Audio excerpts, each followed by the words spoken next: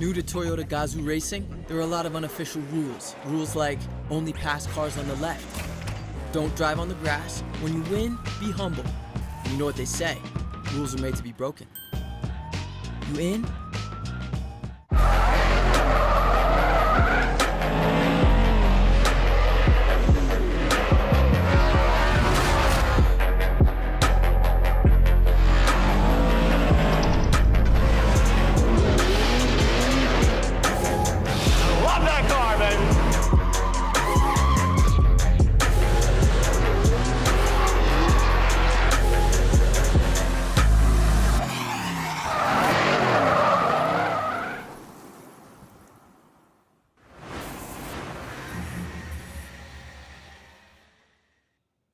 Look at that backdrop. There is not a cloud in the sky, but we're going to make some of our own.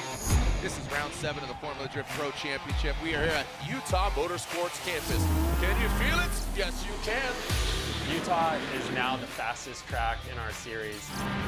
Very difficult to see exactly where the edge of the track is when you're coming in with a lot of speed. Bocci's once again right there. Look at that left foot brake. Odie risking it for the biscuit. Banging doors. Oh, doctor. Beecham is guaranteed his first ever Formula Drift podium. Hell yeah. Look at him using all of the cars. What do we got? I think we got a TV. It's Osbo and Bocci's in the final. The cars are wound up, and there it is. Odie Bocci's once again. The driver that elevated and gets the win is Odie Bocci's.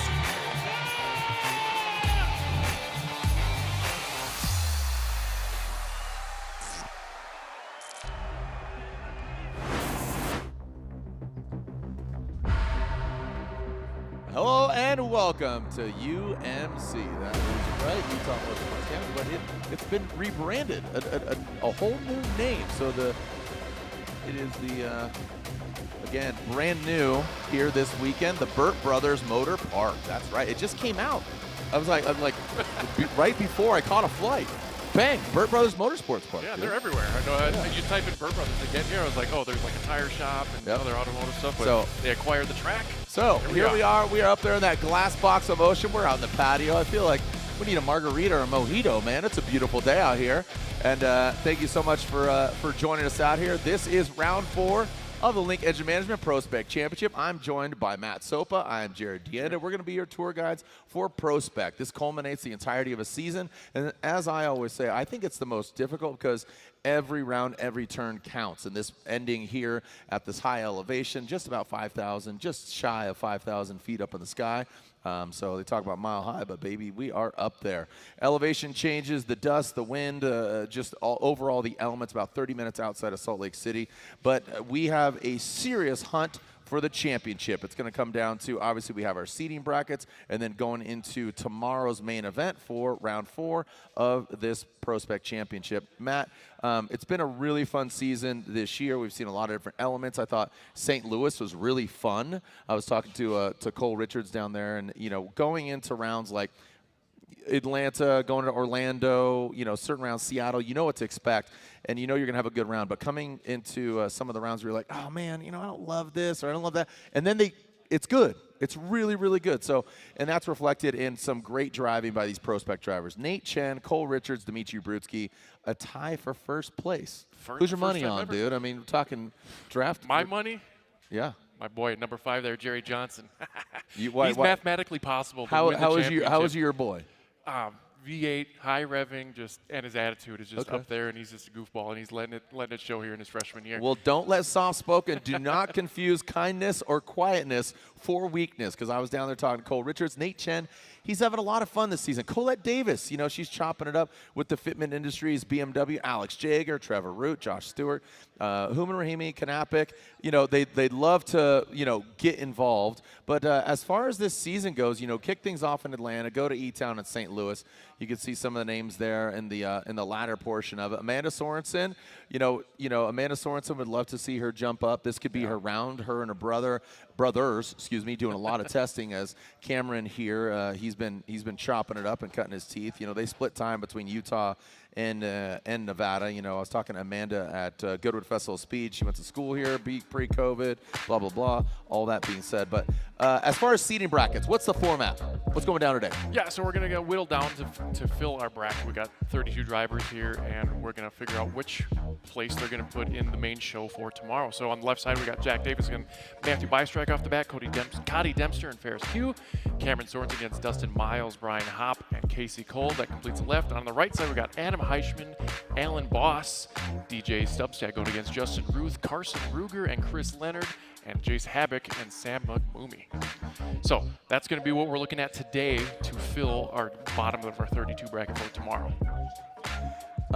Taking a look here at seating brackets. Now some drivers have stayed in PROSPEC for a while, like Dmitry Brudsky, you know, doing double duty, Rudy Hansen doing double duty, you know, Shelly Hansen, his wife, she's here up in the mix. But you got to consider as far as, you know, who is going to make the jump from PROSPEC to pro. We saw, you know, Connor was in the hunt, doing this, doing that, you know, TLO, and then all of them jumped up. Mata, Connor O'Sullivan, easy for me to say, O'Sully, and again, TLO, Tommy the Mayor. All of them jumped up to pro. Yeah, it was like the whole last year PROSPEC podium of St. Louis went to pro, which is awesome to see. And we were talking about St. Louis, and then last round, the podium just kind of switched positions the last year, and that's why we have that three-way tie now, and it's just the first time I've seen that. I don't know about yourself, Jared, but let's take a look at our keys of victory. And we got a new thing we'll get to as we look at the track map later, but we got to stay out of the bubble before the initiation. So we're kind of throwing in, kind of forcing them to do more of a flick entry weight transfer this round. And obviously we want to keep the tires off the track. We're going to be 3 tires as an incomplete, but if you get 1 on this bubble, which I'll show you later, will be an incomplete. And we want to fill outer zone 2 completely. It's a little change up, so we got an inner clip, and after outer zone 1, little change from last year from extending that outer zone 1. So yeah, outer zone 2 is right after our inner clip 1. Yep. And it's a little truncated. It's about, I'd say, 20 feet long, and that's going to be obviously right before 3. We just trying to get the drivers out to a nice natural S curve into that third outer zone. Good flowy track, high speed track. Yeah. You know, kind of. It starts with not so much a 90, more of like a 75-degree turn. You know, Let's get the protractor out there. Yeah, and I'm terrible at math, but you know, not breaking out the compass or anything. But you know, that left initiation and sweeping, you're just kind of really, and you can see that overhead view. Like I said, not a 90-degree, but laying out that bubble in between the start and inside clip 1, and you'll break that down as competition ensues here in the seating brackets. But outer zone 1, as you say, truncated, great word to describe it. Outer zone 2, big, flowy. That's where a lot of contact was made in previous years. And outside zone 3, you're kind of just mashing it all the way through. And you got to think about tire attrition and holding your equipment together as well, because you're flat out high elevation. As you know, you have your Make It Modular business and you drift yourself. How important, and does that play a role as far as, you know, the air being thinner? Temperatures, it's hot. You know, it's nice in the shade, but it's hot in the direct sun. Yeah, and with the elevation change, the air is a little less dense. We get less oxygen, so that it doesn't have the ability to like draw heat out. So you're right, managing temperatures, managing the temperatures of the tires, and with less oxygen in there, you're going to use a little more fuel because these things need to run richer to make that power. Yeah. Talking about you can only tell the future by looking at the past. Our previous rounds of competition on that schedule, Talaska won in Atlanta, Cole Richards won in E-Town, and then in St. Louis, it was Nate Chen. Thank you to our judges for joining us here. They're going to be scrutinizing both PROSPEC and Pro. Sometimes just a thankless job, but probably one of the most coincidentally judged roles, being the judge. You know, so joining us back again is Vernon Zvanveld. Join us for half of the season this year and the entirety of the season. Brian Egger and Reese Marin. Just saw them last weekend at E-Town Raceway Park. We were filming Drifter the movie with Sung Kang and Adam LZ and a few different people out there, and just kind of a one-off event, kind of doing double duty as far as doing an event, filming a film, all of that, a lot of moving components. I got to tell you, I think the future is bright for that film. You know, not building up too much, but I'll tell you, there were some components in that whole story of filming, making the thing that, you know, it really, I think it's going to come down to editing, how it's really edited. And I met a lot of the people in the role. I don't know if you saw the photo of everybody at the Raceway Park. There's a lot of people there that don't know cars that are like, wow, this is really cool. Now I see why we're here. Yeah, it's you know what I mean? So much fun. Yeah. So we'll see, man, and we'll see when that movie comes out. Obviously, we're drifters, and you'd love to make everybody happy, but it's just like your opinion, man. Yeah, there's always going to be one sad person in the call. So, So Vernon, Brian, Reese, say hi to the camera if you will.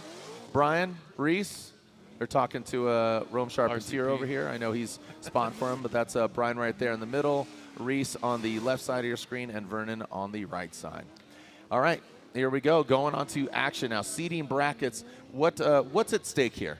Because, you know, pro versus pro spec, seated, pre-seated, and who's moving on here to tomorrow? Yeah, so depending on where they landed in the seating, if they're on the bubble or not, the top 12 we'll call it. Matthew Bystrack's got to get a win here so he can get into that show in that top 32. Yep. Jack Davis is technically already got a spot being seeded number 1 in this bracket. So we got him lined up here. Davis is out front, going to get the clean air here against Bystrack's Mustang. Well, looks like Max is giving a little inspection here to his door, and we'll send him off here shortly. We had I saw it kept popping up in my feed, the Circle of Drift podcast. Jack was on that, and he was talking about this very track and how he needs to treat it. Is it the fastest? Is it the gnarliest? And again, he had some great perspective there. Just rapping out about it. You know, Dawson. You know, he's a drift fan. Dawson's the host of Circle of Drift, so that was great to get his perspective. And I know you're a Mustang guy, but right now, outside of that bubble comes into play right there. Jack Davis, and we'll elaborate on that. Good placement of the car. That quick little outside zone 2 going into, whoa, look at Bystrack. Holy cow. Mustang more looking bullish than it does a horse. Yeah, that so thing that was hungry. Yeah, put some horns on that Mustang. They got a water buffalo. Oh, no, we got another entanglement here. Oh, no. It's like the 3rd time this year, Jim, Dude, we've what? seen this. These guys bash bars. Do they have barbs on them? I feel like they got fish hooks. Yeah, well, like barbs. You know, when you get that thing in, you're like, I can't pull it out. So, all right. Well, Bystrack, at first glance, it looked like Jack was on throttle. Bystrack maybe too aggressive. We'll run it back, not pointing blame just yet, but just knee-jerk reaction, like a doctor hit you with that little rubber mallet, your knee kicks. Let's take a look at it again. Yeah, let's take a look at the bubble here, but you can see Jack's doing that wide initiation, getting a real good position there on interclip 1 as they go through outer zone 2 and into 3, locking up the handbrake quite a bit into outer zone 3 there. Bystrack just kind of looks like the throttle almost stuck. As you can see, the rear tire is still spinning while they made contact, and you can see outer zone 1 there. Could have been a little deeper there as they get through interclip 1, through 2, and into 3. You can see the handbrake, the smoke. Not much happening in the back of that BMW of Davis as the Mustang of Bystrack. What do you mean by that, no smoke? There wasn't many smoke, not much smoke coming out of the back of Davis's car. Look, he was on the handbrake a lot in about a 5th of the way through the zone. So just looking at that, bringing it back there is my assertion, Jared. And now we got to peel them apart. Yeah, they are really stuck together like hook and loop closure. All right. You know that, right? Hook and loop is another way of saying Velcro. Velcro. Yeah, it's funny. Have we had this conversation? There's like brands Kleenex. that we know it as the item. Kleenex. Xerox. Yeah, but Velcro is one as well. One of them. Yep. Hook and loop closure, that's what you'd call it. Yeah, escalator used to be one too. Oh, really? Yeah, it was just moving stairs, I think. Moving stairs. Hey, thank you to our hardworking track crew. Let's catch up with Kevin's Corner from our most recent stop, the beautiful battle in Seattle.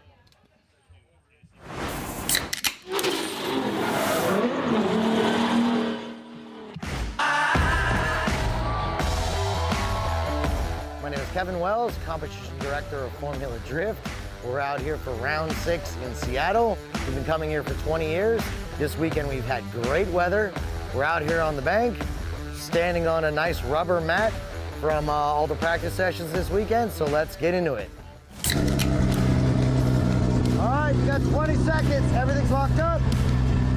All right, that's it. No more hands. Y'all good, Chris? Oh yeah. Grab the jack. What happened? Grab the jack. Tagged the rear behind Oswald. Yeah. And just pulled the front end. Damn. All right. It completely ripped your steering rack, like the shaft out of the rack. Wow. Yeah. Oh, that rack is blown out. Yeah. Hey, Kevin. Do you want me to put it under the back corner of the cross member, Kevin? Yeah, I think so, because that's going to be the springboard too. All right, don't do anything with the jack, all right? Yeah, I don't know where that came from. It's yeah. There we go. Oh, good as new. Well, I went to initiate. Jeff threw way too much angle, and I basically T-boned him and then continued into the wall. It's drifting. Yeah, that's how it goes sometimes. What's going on, Derek? Broken axle. Broken axle. I don't know how. All I did was throw it in for the burnout, and it said, goodbye. Goodbye. Nah, It won't go. nah, it's funny. That sucks. Are we done? Yeah, that's, No, yeah. there's fuck all I can do about this. Well, that's sad. That's that same axle that was fucked last time, I guess we didn't throw away and replace? Yeah. Damn. We were supposed to cut the tip off, so it was good. And just so settled. The car is stuck to it like a Dyson vacuum. Now, oh, buddy! I guess there was contact on track. They deemed it Osbo's fault. They're calling it 5, so they can check whatever they need to do. So they're changing the tow arm, and Stuckey has a 10. So they're just getting that one started.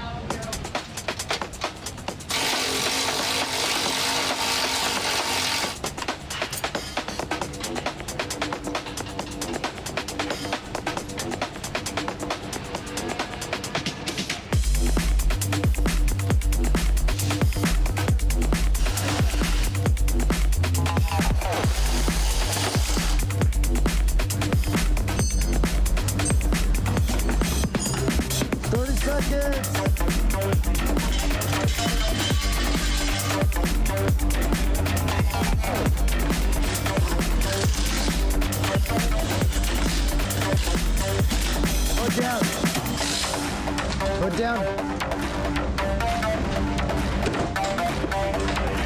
All right, fire up. That's good.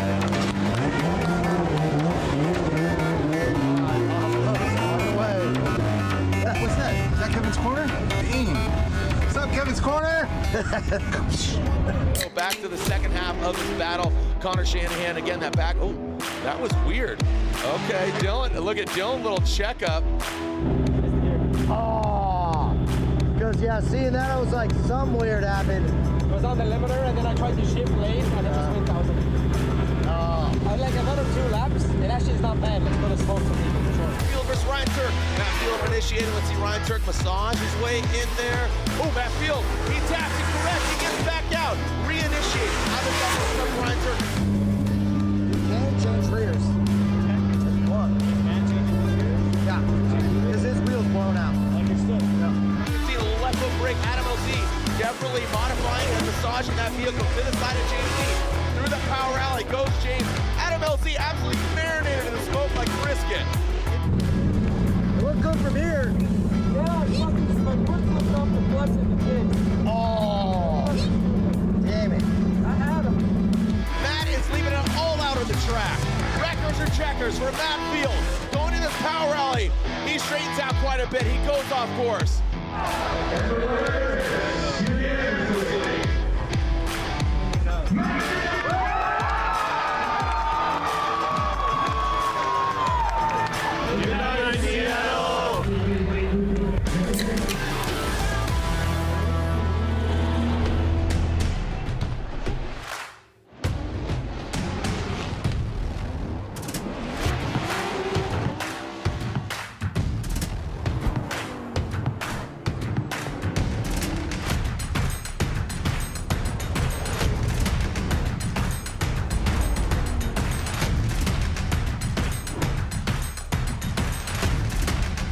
GT Radio. Experience ultra high performance. These are my race treads for when the road ends. These are my race treads for shredding the slopes. These are my race treads for setting the hook. Racetreads.com. Tires for every adventure. Link ECU, let's get it! We got the spiciest K-Series built. Supercharged Ford Eliminator engine. Oh, good old SR20. Blink Monsoon is so rowdy. Naturally aspirated, 1,000 horsepower, LS-based engine. And then we're gonna add nitrous on top of it. Running an S54 controlled by Link ECU. Link direct injection EcoBoost Fox body. I actually put an FA24 in it. B58, E46, Link ECU. No matter what engine you have, it's a stock K24 or it's a 1,000 wheel 2J. Link ECU all day. Looking for what comes next? For that moment when everything finally... 1 minute!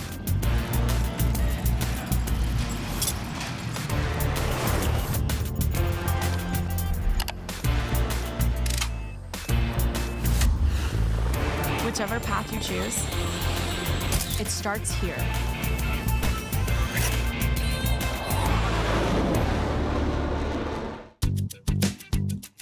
You've got questions? We've got answers. Need a pro you can trust? We have stores of that too. No matter what you need, our professional parts people have the training and expertise to help you do things right. Deep automotive knowledge. Just one part that makes O'Reilly stand apart. The professional parts people. O'Reilly Auto Parts. BC Forged Wheels, custom built per order, offering extensive design, finish, and machining options. Strength, style, and precision come standard. Track proven, street ready. BC Forged, proud sponsor of Formula Drift 2025.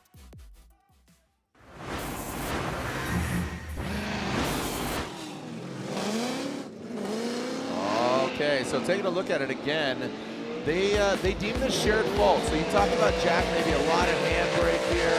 Bystrap coming in hot. Yeah, I'm going to agree with that, Jared. Bystrap was really out of the pocket there because he was too aggressive, and then it just was kind of a recipe for disaster on both sides.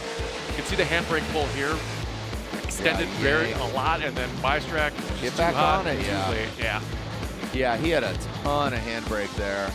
It was the perfect storm. Perfect storm. So, yeah, Bystrap cut it short. He was aggressive. Overall, just do better. Yeah, well, let's clean it up. Just clean it up, and obviously evident of that is this looks like a movie scene. Right. It looks great. Where's like the the angelic cops chorus surrounding him or something? Like this is the final scene in some directed by Michael Bay. Yeah. Yeah. I mean Kemp. So we got Cody Dempster and Ferris Q warming up their tires in the box. Couple Corvettes, and we'll get them going here soon. Oh, this is good. I like this. This is like good versus evil, white versus black, dad versus dad. White or black? Yes. I know you're not a vet guy. Well, we got just Cody's probably a little more comfortable. Just aesthetically, oh, aesthetically, I'm saying. I'm gonna have to go with Cody on this one, the white one. Yeah, so he's got a little more dazzle in that livery, I'd say. Okay.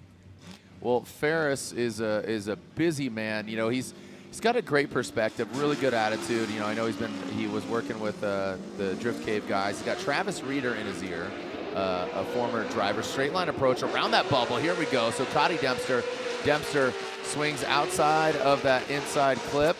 And now ripping away Ferris. This is a very fast track, and Ferris, we're going to see him at World Time Attack next weekend in Australia. Transitions into the outside zone.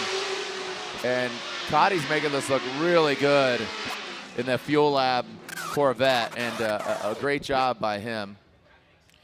Yeah, I felt like he could have been a little more aggressive in filling the zones, but he did check all the boxes. Let's see how it's stacked up here. You can see the bubble on the top middle of the screen there.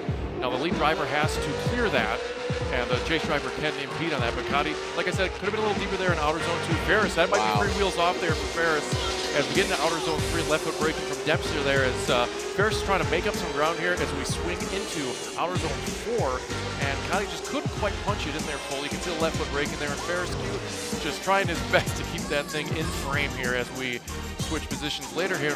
Take another look here on the run up as Cody throwing in some angle here, and it kind of got a good position in our interclip 1 there, but it kind of set him up for disaster for the rest of the run. Outer zone 2 was shallow. We got a little handbraking here late into outer zone 3 as he tries to power that Corvette a little further outside into that 3rd zone. does a good job here flicking. Could have been a little more aggressive there. It was kind of a little lazier, I felt. Left foot braking there when I felt like he just should have stood on the gas and would have set him up better to be deeper in that outer zone 4. So let's see what Ferris Q could do in his black Corvette with the clean air as they run it back. All Fuel Lab right now on track. So a Corvette, Fuel Lab, but I think that's really, and look at this. We are calling a competition timeout. So Dempster is calling a comp timeout, and I mean, I that's a power move because very interesting. I thought it was a decent lead run. Well, maybe because he was shallow, maybe there was a power deficient there. Well, yeah, I'll tell you, the car setup here, how big of a role does it play ProSpec versus Pro? Because given that ProSpec has only such a big tire, what size tire are they running? 255. So take into consideration these Pro cars, with it being such a fast track, how much of a role does that play for ProSpec by comparison to Pro? Yeah, it's such a fine balance you have to run there. You need the speed, but in order to get that grip, because the 255 has only a 35 sidewall, so it's super thin. So getting that side bite and maintaining your angle and your commitment and your momentum through the course is definitely a little more difficult, especially since these cars, some of them are as powerful as the Pro cars, but some of them may not be. In the elevation change we talked about. But this course also lets them let loose, because in Atlanta it was kind of the same story, a little less risk, but Jersey, a little more walls. St. Louis, many more walls. Now they can really let it fly, but we also have some other things to overcome as far as like elevation and not only the speed like you were talking about. It's harder to kind of show how committed you are, because a lot of these cars feel like, in practice what I heard was they're kind of loaded up. I felt like they started out a little tight overall in the field, and when I was talking to Austin Mott about this. If they're too tight, then your scope of where you can like make changes on the fly kind of diminishes here. So now we're going to go to Cameron Sorensen and Dustin Miles. Also with this track, you have the big mountains, beautiful backdrops. The interesting thing about this track is you don't have reference points like you do, true. So that comes into play. I know, we've hung things across, let things hang low as far as outside zones. Right. So reference points. You have the great, beautiful landscape of Utah, but you don't have this building or that wall or anything like that. So as it is wide open, it's like almost too much room, you know? We do have like multiple 3-2-1 cones set up to kind of give a visual reference into outer zone 3 and 4. But at speed. Yeah, that's a small cone when you're going fast. we take that for a large advantage. So all right, so Cameron Sorensen, Dustin Miles, rounding out the trio of Sorensens on track here this weekend. Cameron initiates in that Spider BMW. Look at pulling that left tire up. Miles talking about Dustin in that chase position. Here he comes, tracking him down. Look at these guys both running that similar color palette, but what is white and smoky? These two got, Cameron comes up short. Then he does massage it out there. Miles throwing up that rooster tail. Whoa, a lot of dirt for Dustin. That was after the finish line. And I'll tell you, Cameron came in shallow. That allowed Dustin to apply the pressure and then living up to his name. He was dusting the crowd and his S chassis in that last outside zone. No kidding. He was flirting with 3 wheels off there. We'll take another look at there. Good job here of Cameron filling up that outer zone 1. A little too deep on air clip 1, kind of forcing Miles to hit that clip as we need to be a couple feet off, but not very deep in outer zone 3. You can see some left foot braking. Like you said, there's very hard reference points to hit that. Same thing in 4. He does massage it back out there, but you can see the rooster tail coming out of Miles there as Cameron finishes out the run here. Let's take another look as we get through outer zone 2. Very shallow there, and you can see Miles just trying to stay in the game here as Cameron making a lot of adjustments. Left foot braking here, there. Car kind of changes attitude, but not quite filling the zone, and Miles doing his best to kind of adapt there. You really can't put a whole lot of blame on Miles on this one. He had to make a change of course essentially since Cameron brought it back outside, and then he dropped at least 2 tires from that visual. So let's give Miles the clean air and see what Cameron can do in the chase. Really enjoyed what Cameron did out front. I think he has, a bright future ahead of him. Just the Sorensen family. There's a beautiful piece that, the dad Randy's welling up. He's crying, and he's been involved in motorsports a lot. But when it's your own kids, you're obviously really proud of them. Want to give them the tools and the weapons to make a name for themselves. And obviously the oldest being Amanda, then Brandon, and obviously now Cameron joining the conversation and drifting. Dustin Miles out front. Let's see those lights illuminate. You can see it on either side and in the middle. Once they extinguish, it's go time. Dustin Miles will lead. Cameron Sorensen giving chase. Dustin involved, not dirt heavy, but doesn't need to call a comp timeout. Goes right for it. Dustin in the inside clip. Both of them really wide on that inside. They need to dial it in. And look at the momentum they carry into outside zone 1. And then this is that long 2, filling all of it. Want to get that overhead view. But then, you know, again, now in that last outside zone 4. And then there we go. So, yep, 2, 3, 4. I apologize there, but get my numbers off. No worries. We got a lot of shifting. Nobody called this Sesame Street. By no means are we learning anything new here. You know, we're shifting zones while they're shifting gears. We're learning who's going to advance on. You can see Miles getting around that bubble. I really like this clean run here from Miles. He checked a lot of boxes, got deep in both outer zone 1 and 2. A nice smooth transition into 3. Minimal corrections here compared to Cameron's lead run. And again, but that also allowed Cameron to reel in some ground. It was a little more predictable in that lead run. And Miles doing a great job of getting that outer zone 4 clean all the way through, and just gets a little less shallow there towards the finish. But I won't take any points away from that if I was him. But Cameron, I liked his strategy here. It was a little wonky there going into 2, but he kept the pressure on. As Miles, a little left foot brake in there, getting to the halfway through outer zone 3, and Cameron almost disappearing behind that S13 hatch, as Miles does a great job of flicking it into 4 and keeping his composure there. Losing a little momentum, giving Cameron an opportunity to kind of close the gap, but that's the canvas that Miles gave Cameron was really well, and to give him a chase. So these guys are all blasting past that inside clip. They're what's that? Say that again? They're really blasting past that inside clip. They're not putting that front left in the box. Okay. That's what I'm saying. So here we go. Dustin Miles gets the win. Cameron Sorensen is knocked out. So again, locked and loaded Dustin Miles. Yep. Moving on to the 8. We already have preceded. How many is it again? All right, we'll take a look at it overall because, again, PROSPEC to pro. But we are going to take a gander. But Dustin Miles advances on. It's all about placement as Cameron Sorensen currently sits in 4th. But taking a look at our seating brackets. And, again, Matt Field locked in. But let's take a look. We got Brian Hop-Lamazian, a.k.a. Hollywood Hop, going against Casey Cole. Yeah, that should be a good one, Jared. Brian and Casey have been, you know, doing the drift game for a while, and both good competitors. Brian's trying to, I feel like he's struggling a little bit coming out of his shell here in FD, but this could be anybody's battle here if they, as you like to say, the game of inches in between the ears of these drivers, and I feel like this is definitely one of those times that they can shine if they can get that out of the way. So 20 pre-seated drivers will take 12 from the seating bracket. So if you advance on to the 8, that really solidifies it. If you don't, like Cameron Sorensen, he currently sits 4th in the seating brackets as far as his placement here. That's a comfortable position, but still, you never know. Right. But I believe 9, 10, I mean, it's a good chance that Cameron still isn't totally out of the show. But here we are taking a look at Brian Hop, that MA Motorsports S chassis. Now coming past that outside zone 2 into 3. And look at that, dialing in Casey Cole. Again, that chase car really struggling, having some a hard time. Good flow from Brian Hop. Gets into the dirt, sheds that back bumper, gets a little loose and gets more loose in that last outside zone. That allows Casey Cole risking it to get to the side. So all S chassis. Going to take a look. We really need to utilize the angles here because that flat ground, you don't see car placement. Yeah, Brian Hop was flirting with that little bubble as we get into outer zone 1. He was outside of that inner clip 1, doing a good job of filling outer zone 2. And Casey falling back here, you can see him gain up ground there, surging forward. Hop throwing a little more angle there and left foot brake as Casey Cole draws in that other S chassis, as you mentioned, and flicks into outer zone 4, taking some dirt with him as they get around here. And Casey closes the gap through the finish of outside zone 4. Great job by both drivers there. Brian needed to kind of clean up the lead a little bit, and Casey had a little more to catch up on in the chase position. But take another look here as Hop does a kind of a longer transition here. We want them to decel after that transition. I wanted to see a little more aggression going into 3. I know it's hard, but that's what the judges want.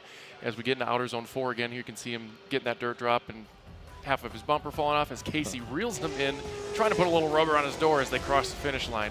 So that 2J powered Casey's Cole's ride will get the fresh air as Brian Hop in his hatch will be giving chase. And as dynamic and flowy as it was, it's about placement. They're just getting really loose. We need them to place the car properly. Inside clip, you know, that one, they're blasting past it. And if you're just blasting past it, you're off course. So looks like Brian we might have Hopp, a DB there. He looks like he is DB'd. That's truly unfortunate. Now, whether that was on course or because he was off course on his own accord. And that caused it. Yeah. So like I said, I mean, you need to place the car. You have those 4 outside zones. You have that 1 inside clip. If you're blasting past that inside clip, you're off course. You need to utilize what the judges are looking for within the parameters. Tick those boxes, hit that thing, because, you know, if you're off and you're shooting off, Brian Hopp looks like he has DB'd at that back right corner.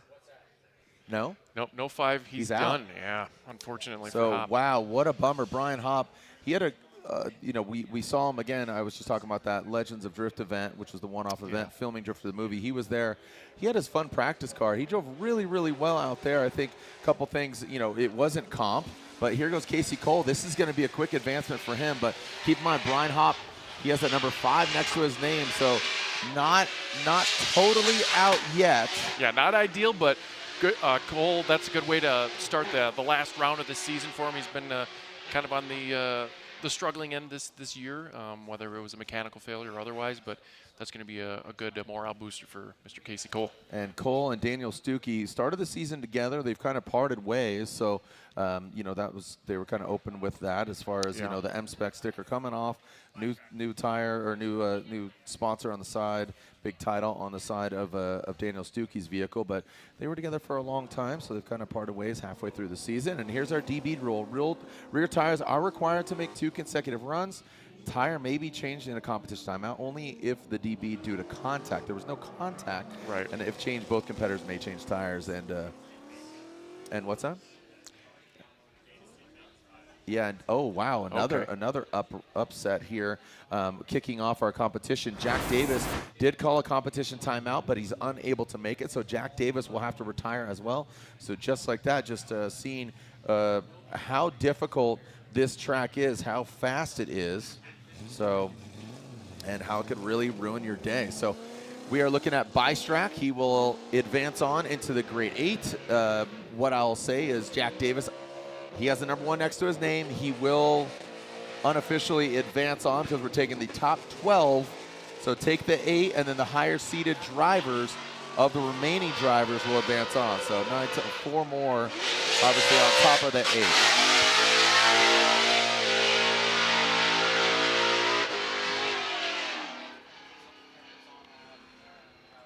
So, like I said, it's Jack Davis will advance on by default, having that number 1 next to his name and his seating position. And right now, unofficially, Cam Rinn Sorensen will be advancing on as well. But again, unofficially. Yeah, there's a few people who you don't want to be on that bubble, so winning this battle will help you solidify that. So it looks like we got Ferris and Cotty coming back in the burnout box to get these Corvettes back on that track and finish that battle out. Ferris, like I said, a busy man. He's in that black Fuel Lab Corvette working with Drift Cave. And again, just a busy gentleman. Don't know exactly what went south for Cotty Dempster. The spotter just out of earshot over here. The spotter's just to our right of the judges as well, taking a look at the replay. But don't know exactly what happened to Cotty. I feel like he has a little bit of an advantage potentially. And like I said, Ferris, a busy guy. He's a time attack racer. Like I said, we'll see him in Australia at World Time Attack Challenge. That's going on next weekend at Sydney Motorsports Park, the largest time attack event in the world. It's going to be fun. We have drifting out there. Quite a few of us are going out there for that event. I'll be out there. It should be a lot of fun next weekend. So tune in, watch Ferris go real fast and not sideways. If he's sideways in that car, we got a problem. All right, Ferris Q in that Fuel Lab. He drifts along the nose of Cotty. There we go. Hey, that's an inside clip. That's what you're supposed to do. Almost on the total inside of it. Straightening there and then kind of throwing some more angle at it. And Ferris, he's really humble when it comes to, like, here I am. So, all right, I'm gonna take a look at that again because it looked like he had angle, might have fallen out. Cotty was right there. We are going to utilize all of the angles, the angle of the dangle, talking about the angle of the vehicle. We use all our senses, but Yeah, very interesting method here. It's a little shallow coming into outer zone 2. Decent placement on that one clip, but very shallow, and I think Cotty had trouble adjusting that. He was trying to dive in. There wasn't much smoke to punch through, and I could kind of hear live there was some V8s misfiring. Which one it was, I'm not sure. My money would have to be on Cotty here, as he's struggling to keep up with Ferris here, and Ferris's lead line was a little less than stellar, if I'm being honest here, as we take another look at the end of outer zone 3 here. And Cotty just kind of lost his position there, grabbing some dirt, trying to make up some room, and Ferris just about 3 tires off there, getting a piece of his own dirt as they cross the finish line here. So a lot of things to clean up. They were complete runs, I would say, but a little less than stellar. Have you talked to Ferris at all? You know, again, he's a. I think I've talked to his spotter reader more than anything, but yeah. What are kind of the sentiments, you know, with it being Ferris's first season? What have you heard about Ferris and his program? I think there's maybe some of that apex kind of habits to break. But let's take a look at our BC Racing side by side. As you can see, Cotty on the left in the front, and Ferris in the lead run on the right. As you can see, Ferris is very short in that outer zone 2. Cotty a little late into outer zone 3 as they finish out here, but Ferris is staying a little more true to the line and not making a lot of adjustments despite his lack of proximity. Like Dempster was just all over the place, along with Ferris going way deep in outer zone 4 and getting a piece of that Utah dirt. You know, playing kind of devil's advocate with that as far as Cody's placement, you know, Ferris seemed like he did hit that inside clip, but he came up short on outside zone 2, and then he straightened out going into 3, which Cotty jumped in on the inside. So this is one of those battles where I really just don't want it to go one more time. I want somebody to advance here, get in the show, and I don't think this is deserving. I think they need to tighten up both of their lines, both on the lead run. So even take out that chase, you got to carry a lot of speed. And like we talked about, the size of the tire, the sidewall, all the parameters that they're given. This is a high-speed track. You need all of that tire. You need all the grip and all the slip. Yeah, we might be going downhill, but it's still kind of an uphill battle. All right, so slide him left for Dempster or right for Ferris Q. And it looks like Cotty Dempster does get the advancement. Ooh, 2-1, so it was not unanimous. Judge 3 saying that's again going with it one more time. So looks like Ferris, again, not official. He has he's a number 9 next to his name as far as seeding. So we will see if excuse me, no, Ferris does yeah, he does have a 9. Yep. So. All right, so Adam Heischman and Alan Boss. So like a boss. Yeah, congratulations, Alan Boss, and his recent just got married. Oh, congratulations. Here we go. All right, second half of this top 16. Adam and Boss, the Yeet Fleet. Look at that. Nice placement by the Mustang. Oh, gets in that dirt, and that's what gets tough for Boss. Where is Boss supposed to go? Yeah, that's very good. That's what gets difficult here. You know, good point. angle, gets in that dirt and like, oh, panic mode. But if you throw up that roadblock, you know, you don't want the spike strips to come out, because that's a tough one. And I got to say, Boss really didn't have anywhere to go. Yeah, there was some momentum change there, as I'll talk about later in outer zone 3. But good job, Boss. A little late to the party here, as Heischman off like a rocket in that Mustang as he gets 1 and 2 filled great. 3 needed to be a little deeper there towards the end here. You can see the car understeered, actually, as that gave Boss a little opportunity to catch up, but the car wasn't in the right place, and it just kind of fell apart for him for a little bit there. He does a good job of not cutting the line too obviously, but you do what you got to do in that kind of situation. Heischman finishing out outer zone 4 pretty decent, considering the car placement there wasn't fully ideal here. You can see Boss getting through the smoke here as Heischman grabs a little bit of a handbrake there through 3. You can see the understeer disaster in that Mustang as he grabs handbrake to kind of reinitiate there, because that's really the only move you've got, because if you try to clutch kick that car, that thing's just going to keep pushing forward and understeering. So yeah, it's a tough situation to be in, but they kept it together. We got a complete run. Let's flip it, give Boss the clean air, and Heischman to chase. All right, Boss out front. He could really sink in the sword here and get it done, and this is a must-win for Boss. Boss has to advance on, but keep in mind, if Heischman does lose, unofficially he will advance on, taking the top 12. Bears repeating. So again, just because you lost doesn't mean you are completely out. Boss on the line, he will lead. Ma Duke's up here filming him, his spotter in his head. And here we go, leaving that start line off in the distance. You could barely hear him just with the Nat audio, right? It's just that far out there. Boss, good placement there. Heischman way out on the inside. Boss, great placement of that Z. Good angle. He dives in on the inside, though. Again, want to get that overhead. Looks like he was very tight on that big sweeping outside zone 3. Now transitioning again, very long. Good angle from Boss down outside zone 4. Man. The gravel machine gun just spraying. The rooster tail just coming off the back of the cars when they hit that. Yeah, they're going to have a new drive over there by the time we get done with this here. So let's run it back and take a look at our Air Force replay. And eye in the sky, Heischman kind of diving in, takes out our clip as Boss did have a good position there, like you said, a little deep in 2. Here's where it fell apart. Little too much handbrake. He had the momentum there. He just needed to carry it through. Totally absent in outer zone 3 until the later third of it. And Heischman doing a decent job of trying to mimic there, giving chase of what he's been given. And you can see Boss, outer 4 was looking good until he hit the dirt, upset the car, but Heischman staying right there with him, doing a good job. Taking another look here, you can see Heischman kind of weaving and wavering through that inner clip 1 as they get through outer zone 2.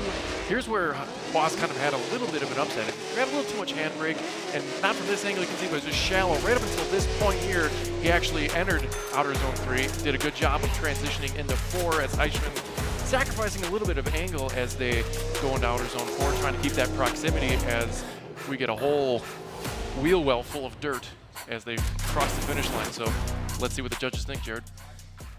All right, let's see at the culmination of 2 runs. Slide him left for Heischman, right for Boss, and Heischman gets 1, gets 2, and another one more time. So who's judge 3? Who's judge 3? All right, so Vernon Zonveld with the one more time once again, but majority rules. So Heischman gets the win, and it was a must-win for Boss, but unfortunately, I think his weekend is done there. And his season. And his season, yeah, unfortunately. Again, a great driver, the Yeet Fleet, but unfortunately, just not coming together for him in Utah. Let's continue. Next up on the line, we got DJ Stubstad and Justin Ruth. I believe they're both in some Nissan Zs. You can hear them warming up their tires in the background there as we swing around. We'll get them up in the line and see what these guys do. Matt, you do double duty here. You're the starter during pro. Yes. You are out on an island. You are way out there. I mean, off to my left. You could barely hear it. Our radio, like we're so far apart, our radios have a hard time getting a hold of each other. It's, yeah, no doubt so. I think that's the biggest appeal of this track on how high speed and flowy it is. And once you unlink that chain, it's really hard to link the entirety of this track. Yeah, a lot of it depends on it's like a stack of dominoes, you know, and it's we've kind of massaged the layout over the years, and I think this is the peak layout that we could figure out. Wait, what? Where are the massages? I'll tell you later. Okay. All right. I'll give my room key. I'd love been sitting on planes a lot, dog. Get that, buddy. Get that sciatic going. You know what I'm saying? All right, here we go. Stubstad, Justin Ruth. We'll see who the masseuse is here massaging that Nissan Z to superiority. DJ Stubstad and Justin Ruth. Stubstad leading in the Black Sea. Justin Ruth in the yellow.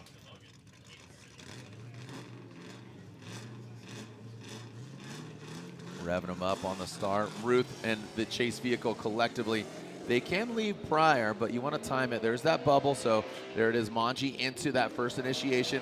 Oh, it looks like Stubstad comes unwound just a touch. Does massage it out to that first outside. And again, a lot of these guys correcting. And now finds that outside zone 3. Let's see the transition here into outside zone 4. Get involved with dirt. Hits it real quick. Some wavering. Crossing that finish line. It's like a lot of display of dominance here, Jared. Like, oh, you messed up here. Let me show you what's up. Yeah, Ruth's just right there. Yeah. Ready to give him the mustard, right? Got it here. We'll kind of see a little upset here as Stubstad kind of had an unwound situation here. The car just didn't quite light off like I think he wanted to. He did fill the zone and check the boxes here, but Ruth sitting there bettering the angle of Stubstad as they get around through 3, but Ruth still not giving up as he puts more pressure on the chase position as we get into outer zone 4. Stubstad, just you can can just see him wheeling that thing, trying to keep that thing in drift through outer zone 4 in its entirety as Ruth is continuing to put on the pressure. Doing a great job of doing some quick adaptability in that driver position. As we take another look here, as Substat, he grabbed a handbrake there, and Ruth right there, trading some paint, trading some rubber as they get through outer zone 3.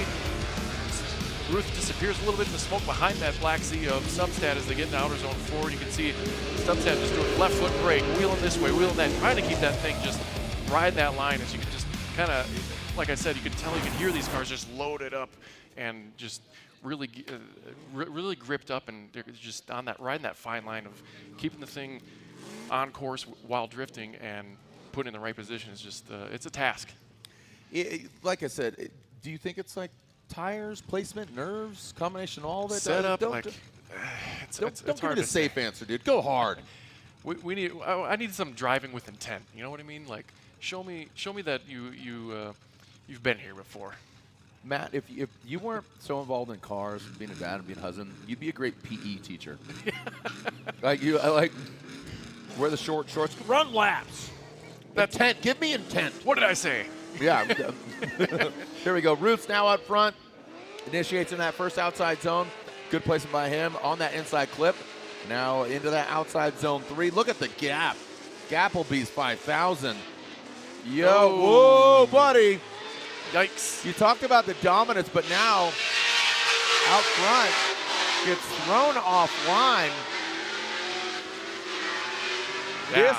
This is a case of, you know, keep it where the rubber meets the road. I think that's the simple objective, and we make it sound so simple, but, you know, at pace, at speed, getting disrupted. Let's look at it again. Place. Yeah, they're going around the bubble here, Jared. Ruth does a great job initiating, a little better than Substat. Substat's still kind of finding his way through that car, getting into that angle, but Ruth did a great job here, getting into outer zone 3, keeping it at an angle with a good momentum, but it just kind of fell off there for him. Not 3 tires, not 2, but a good one. I'll tell you that for free. As Substat still, you can see that thing wheeling and dealing as he tries to left foot brake and just trying to move that steering wheel any which way he can to keep his proximity in that car and drift.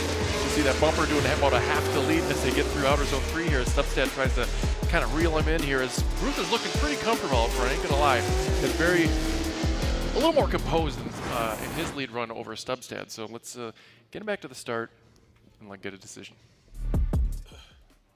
All right.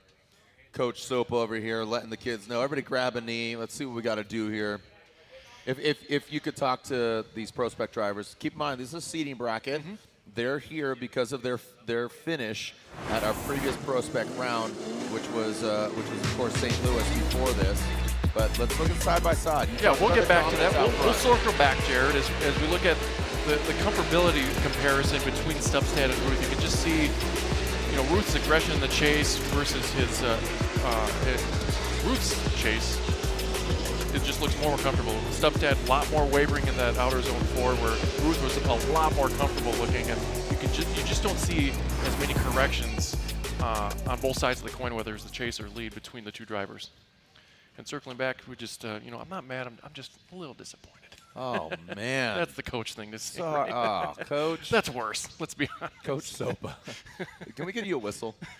You don't give me a whistle. Yeah, oh, you know what? Yeah, I'm not giving you a whistle. This Wisconsin boy, I think you're just gonna fire off with all. Run laps. Hit the showers. No, I don't know if you could say that anymore. You know, like when I was a kid, sure. All right, Justin Ruth gets the win. The sliding banana, the yellow Z gets the win. DJ Substat.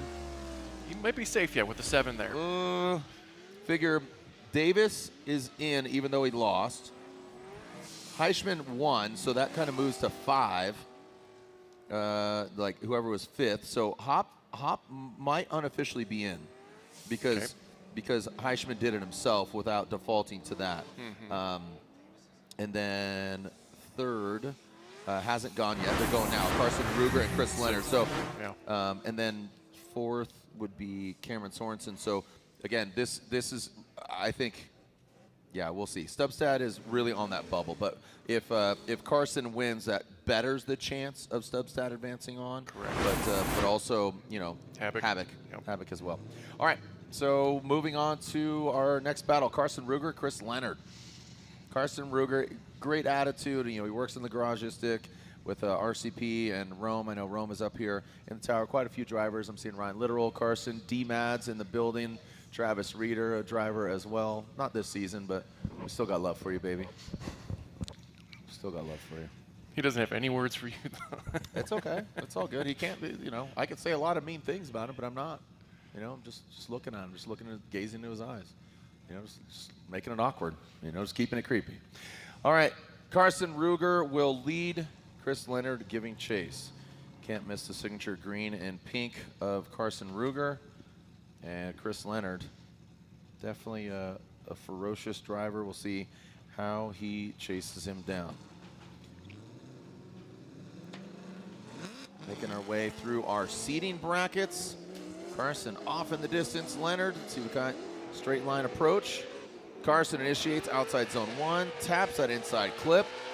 Now to outside zone 2, and now 3. Good transition and good angle. Leonard straightens up quite a bit in that chase. He goes off quite a bit now. Carson, little hesitation on outside zone 4, but I'll tell you what, I think Carson not 100% perfect, but I would say probably the most compromised run as far as he kept where the rubber meet the road, didn't hit the dirt, had some hesitation outside zone 4, but placement of it and aggressiveness was there. Yeah, but it's kind of like chicken and egg here as we get into outer zone 3. We'll talk about it later, but as Leonard's kind of a little late to fire here as they get through outer zone 2. Kind of a beeline approach there, not much angle here. So you can see the car, he adds a little more angle to it a little later on. Leonard trying to add, so I think that's definitely independent on Leonard as far as him going off course. There's only 2 tires, so it's still technically a complete, but definitely at a deficit. So Ruger doing a great job checking all the boxes in the lead run. You can see right there, right behind him, as Leonard throws up the roost and all the Utah dirt into the infield there. As Ruger doing a little left foot braking, pouring some more angle onto the car as he gets through outer zone 4. Leonard really trying to play a game of catch up there in that pony. So now he'll get the clean air and see what he can do. As they Chris Leonard will now lead. A lot of stings in the PROSPEC. 3. Yeah. I think there's more Corvettes, to be honest. Are there more Corvettes? Yeah. Yeah, we got a couple few. I think we got 4. Cotty, got Bystrack. Stewart. Oh, Lance. sorry, I'm talking Mustangs there. Yep. Yeah. So just with the BMWs being really popular now, you know, speaking of Carson, a lot of BMWs in PROSPEC and Pro. Again, parts availability, the power, the opportunity to throw just a good power plant under the hood, you know, 1J LS, or excuse me, 2J LS, so variety. Why does anybody run that? Just big old Ford power plant, man. Well, that's the thing. Like even with Corvettes, like with Corvettes or Mustangs, you don't have to do a motor swap, so that is like a little more economical. But the aftermarket helps basically any other chassis you're looking into. So let's let them rip. Chris Leonard, let her rip, Tater Chip. Leonard initiates into the outside zone. Big aggressive flick like that. Leonard, big angle there in the outside zone. Putting on a clinic for Carson. Carson, where are you going? Big correction. Absolutely got phased. Now Leonard in the lead position. And he's doing exactly what he needed to do because he had a big mistake in that chase position, and Carson had one. You know, it's so not every lead versus day. lead, chase versus chase. I'll tell you what, Leonard, I think he just had nothing to lose. What? Ooh, we like that goosebumps, man. That was good. Like chicken skin, goosebumps. Regardless, the hair standing up on your arm. That was good. That's what we want to see. Look at that. Almost. I mean, from the top, it didn't look as aggressive as live, but Ruger straightening out there from the get-go almost. And Leonard doing a great job here, getting in the 3. Could have been a little deeper at first, but he keeps it massaged into that 3 as Ruger playing the game of catch-up, trying to keep that BMW in frame. As Leonard, he just needed to offset the car just a little bit. But other than that, that was a very good lead run by Chris Leonard in that Mustang. As we take another look, you can see just that aggression from that angle, just whipping that pony around there, checking all the boxes, doing a great job, keeping the momentum going. It's not too often that the lead driver can almost force a mistake like playing fair, as I like to say. So it was just super good to see. That's the lead run we want to see. That's our benchmark so far in seating, I'd say. I would say, you know, I would say Carson was front row on a clinic by Leonard, but I would say it's more like 5th row because he was so far back there. Carson was just like, wow, that's wait, I got to drive, because it was such a good lead run by Leonard, and that's exactly what he needed to do. He had a mistake. He had a massive mistake. He went way off on outside zone 3 in the chase position, but up front, once he got that clean air, man, he threw that Mustang in so hard. Yeah, show me what's up here. So Bang, look at that. So let's take a look at Ruger here. He's kind of beelining there, not as much angle as Leonard through outer zone 2, but he did enter 3 wetter, where yeah, he crisscrossed applesauce the wheel there, Ruger in the chase position, as you were signaling here. But Leonard won 2 tires off, pretty big deficit, but was that straight more of a deficit in the chase position of Carson Ruger? That's for the judges to decide. It's kind of tough, because it felt like Ruger was as far as behind as Leonard was for more of the track, but he also didn't go off and abandon it. Just overhearing these spotters ascertain their opinion over here, and it's just like that, just like their opinion sometimes, and really divulging what they think. But you know, there's certain things that guess what, they it doesn't might not matter. see either. But it's again, they have their drivers that they're rooting for or even spotting and working for. So taking a look here at the Air Force replay again. Here's Carson's lead run. Good angle. Leonard's back there. Carson hits that inside spot. So does Chris. He's back there. But outside zone 3 played a role in both of these drivers' runs. So Carson hits it. Leonard gets up in there. He's getting proximity. Let's walk us through here. It's Leonard 1, 2, 3, almost 4 off. That front left was, I think, off. But now also consider Carson's correction going to 3. Did he opposite drift? That comes into play for me in that chase position as well. Yeah, well, the white line is still pretty vibrant here, but it's going to disappear behind that chase cars, maybe through the smoke. I can't. Yeah. Just not enough frames there to tell. It's just AI. Zoom in. Well, it looks like they have their decision in, so we'll see what they have to say. But do you agree, kind of bringing up the topic of Carson Chase? I'm not saying that he did. I'm just saying there's a potential of Carson. You know, he was so far back for 1, but 2, was it a mistake? Did it offset?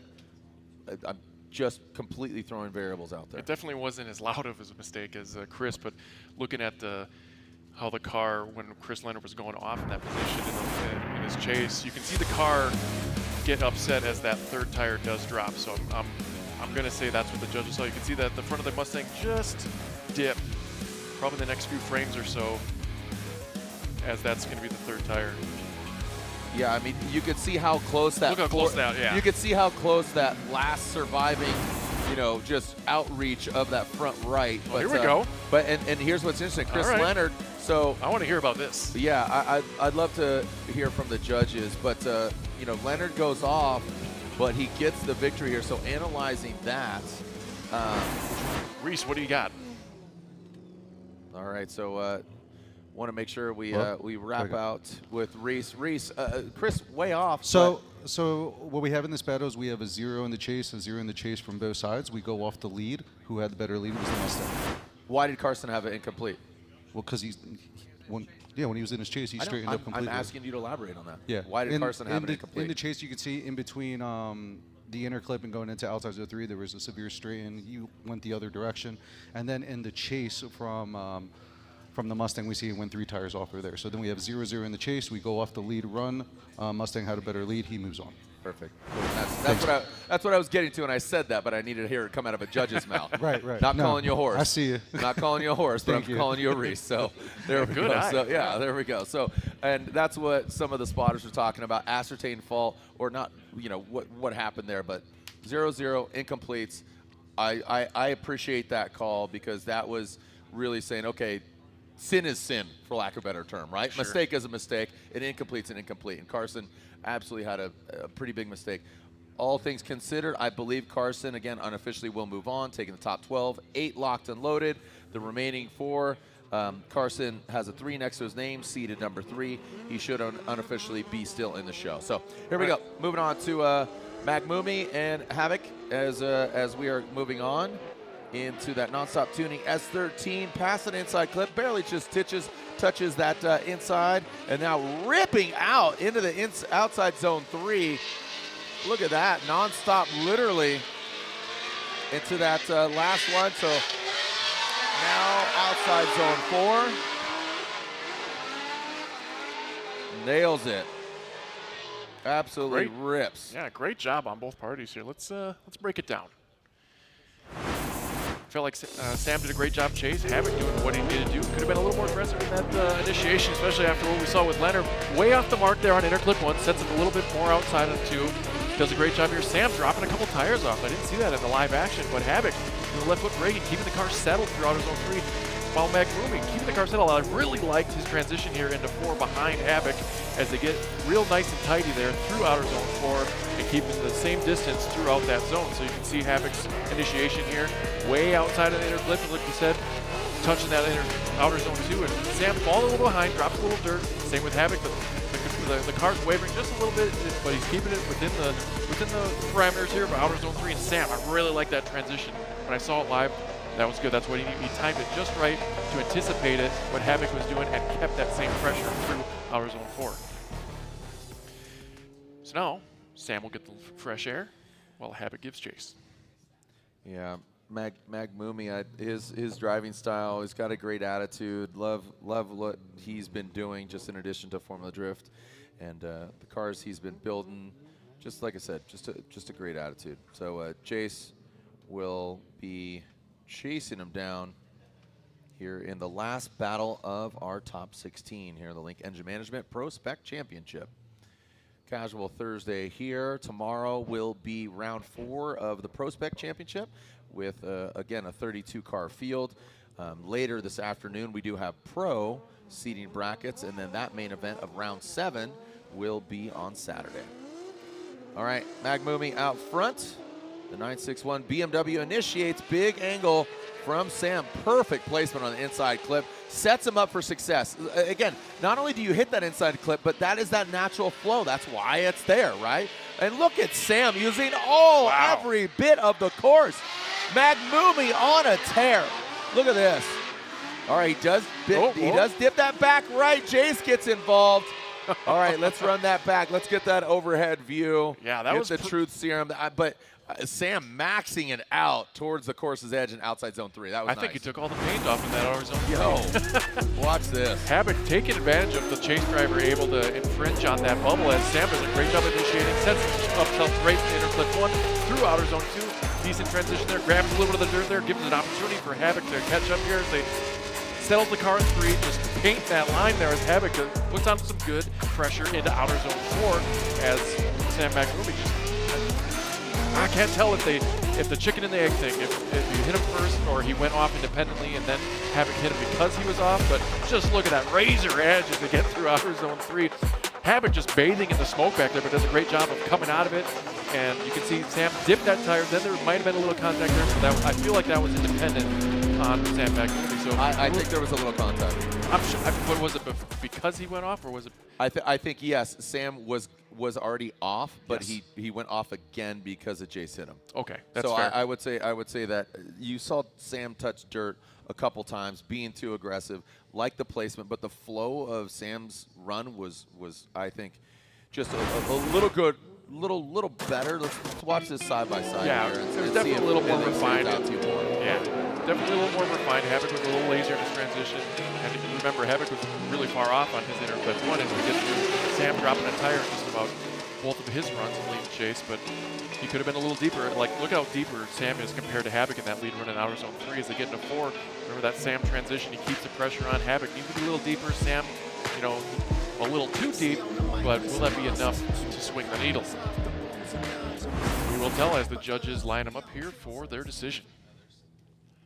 They are still taking a look back at the replay, and again, this is probably, I would say, the closest. It's not flawless by any means, but just given the margin for error, you know, you're on the pavement, then it's just dusted. Yeah. So I think there's degrees as far as like going off course. It's going.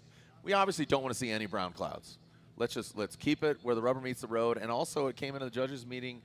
What did you hear in regards to hitting the rumble strips? Because they said that's off. Don't touch them. Yeah, don't touch them. Yeah, so don't touch the red and whites, and that's for a multitude of reasons. But I would say one, they fight back. Yes, we are going with the natural flow of the course, and when you go and you hit those, they might seem like minuscule, but when you hit them at speed, that's going to cause trauma to the car, the suspension, and the tires. So that's I would say, just let's not have that come into play because it could debeat and it could cause you problems. Yeah, not only and visually, the car looks upset, so it's just not a good time all the way around. All right, so yeah, so okay, so taking a look and talking about those rumble strips, we don't want you to hit them. So red and white, treat that like a wall. And this is where, sometimes I'm like, man, Long Beach, it's tough, man. You got this off season, we kick off the season, unforgiving walls. But you know what the walls tell you? When you make a mistake and you go off course. Yeah, you know when you're good. The walls don't lie. Right. So what we want to ascertain here is Sam Mack potentially has 3 off here. Has 1, 2. Holy cow, yeah. Yeah, he's way deep talking about that rumble. Yep. So that's what our judge, Brian Egger, wanted to take another look at. So that's going to give him a more solid justification on his decision. Which, looking at it live, I couldn't see that. Even in the side-by-side, so good eye on our judges. That was a tough one to see there.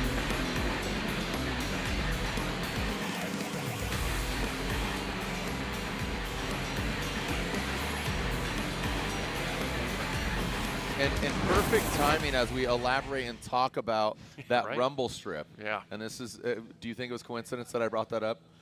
I don't know. No, maybe it was it's not. The opposite of announcer's It was curse. not. No, it was not. I saw that. That's why I'm bringing it up. All right. So some people, I'm dumb, blind, and stupid, but I'm here, man. Jace gets the win because talking to the judges, Sam did have 3 tires off. Take into consideration the red and white, and that was that transition going in.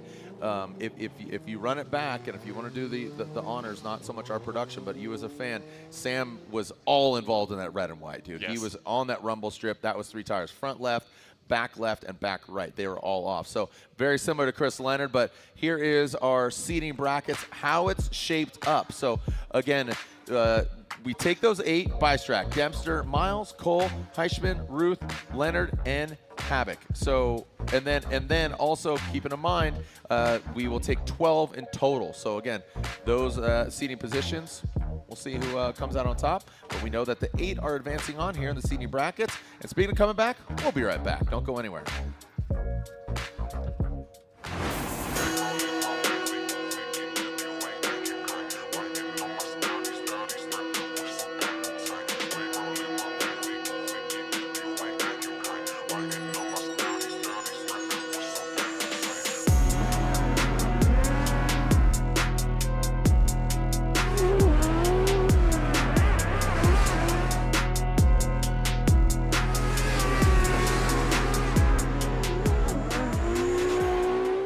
ECU, let's get it. We got the spiciest K-Series built. Supercharged Ford Eliminator engine. Oh, good old SR20. Blink Monsoon is so rowdy. Naturally aspirated, 1,000 horsepower, LS-based engine. And then we're going to add nitrous on top of it. Running an S54 controlled by Link ECU. Link direct injection EcoBoost Fox body. I actually put an FA24 in it. B58, E46, Link ECU. No matter what engine you have, it's a stock K24 or it's a 1,000 wheel 2J. Link ECU all day.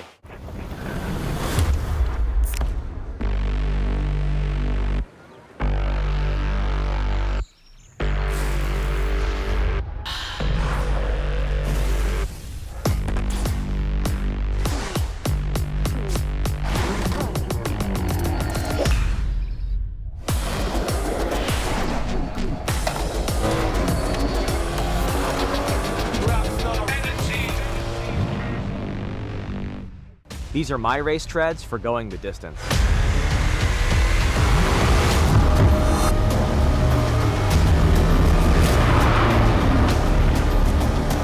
Racetreads.com. Tires for every adventure.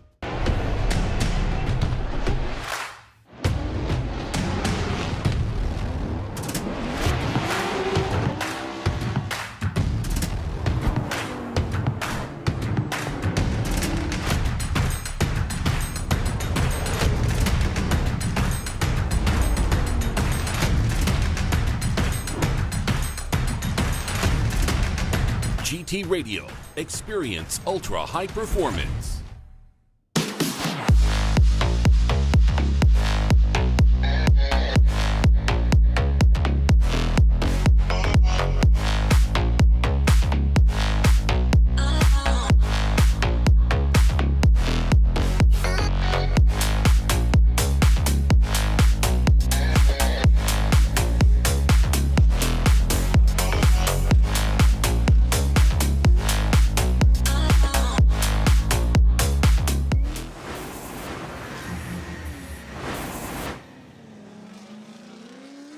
Back to Burt Brothers Motor Park.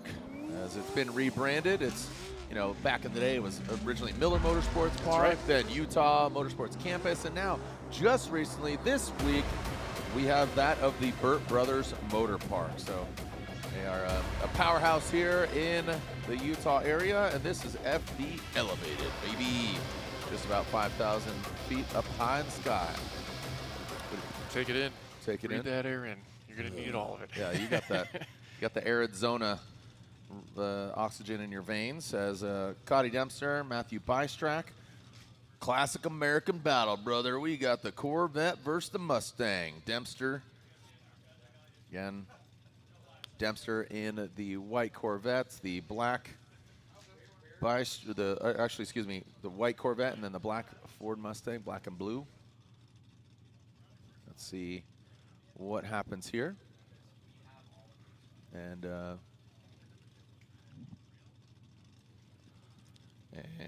moving on to our next. So our first battle of the Great Eight, all of them are locked in. So taking a look here, Jack Davis should advance on. It should be unofficially Ruger should advance on. Third qualifying position, fourth, should be Cameron Sorensen. I apologize. I know they stress that. And then it should be Oplamazia.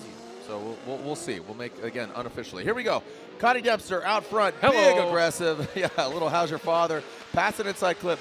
Now, you can see that cone, but there's actually a square on. Whoa, not even in scene is Bystrack. So Cody ripping in the Fuel Lab Corvette.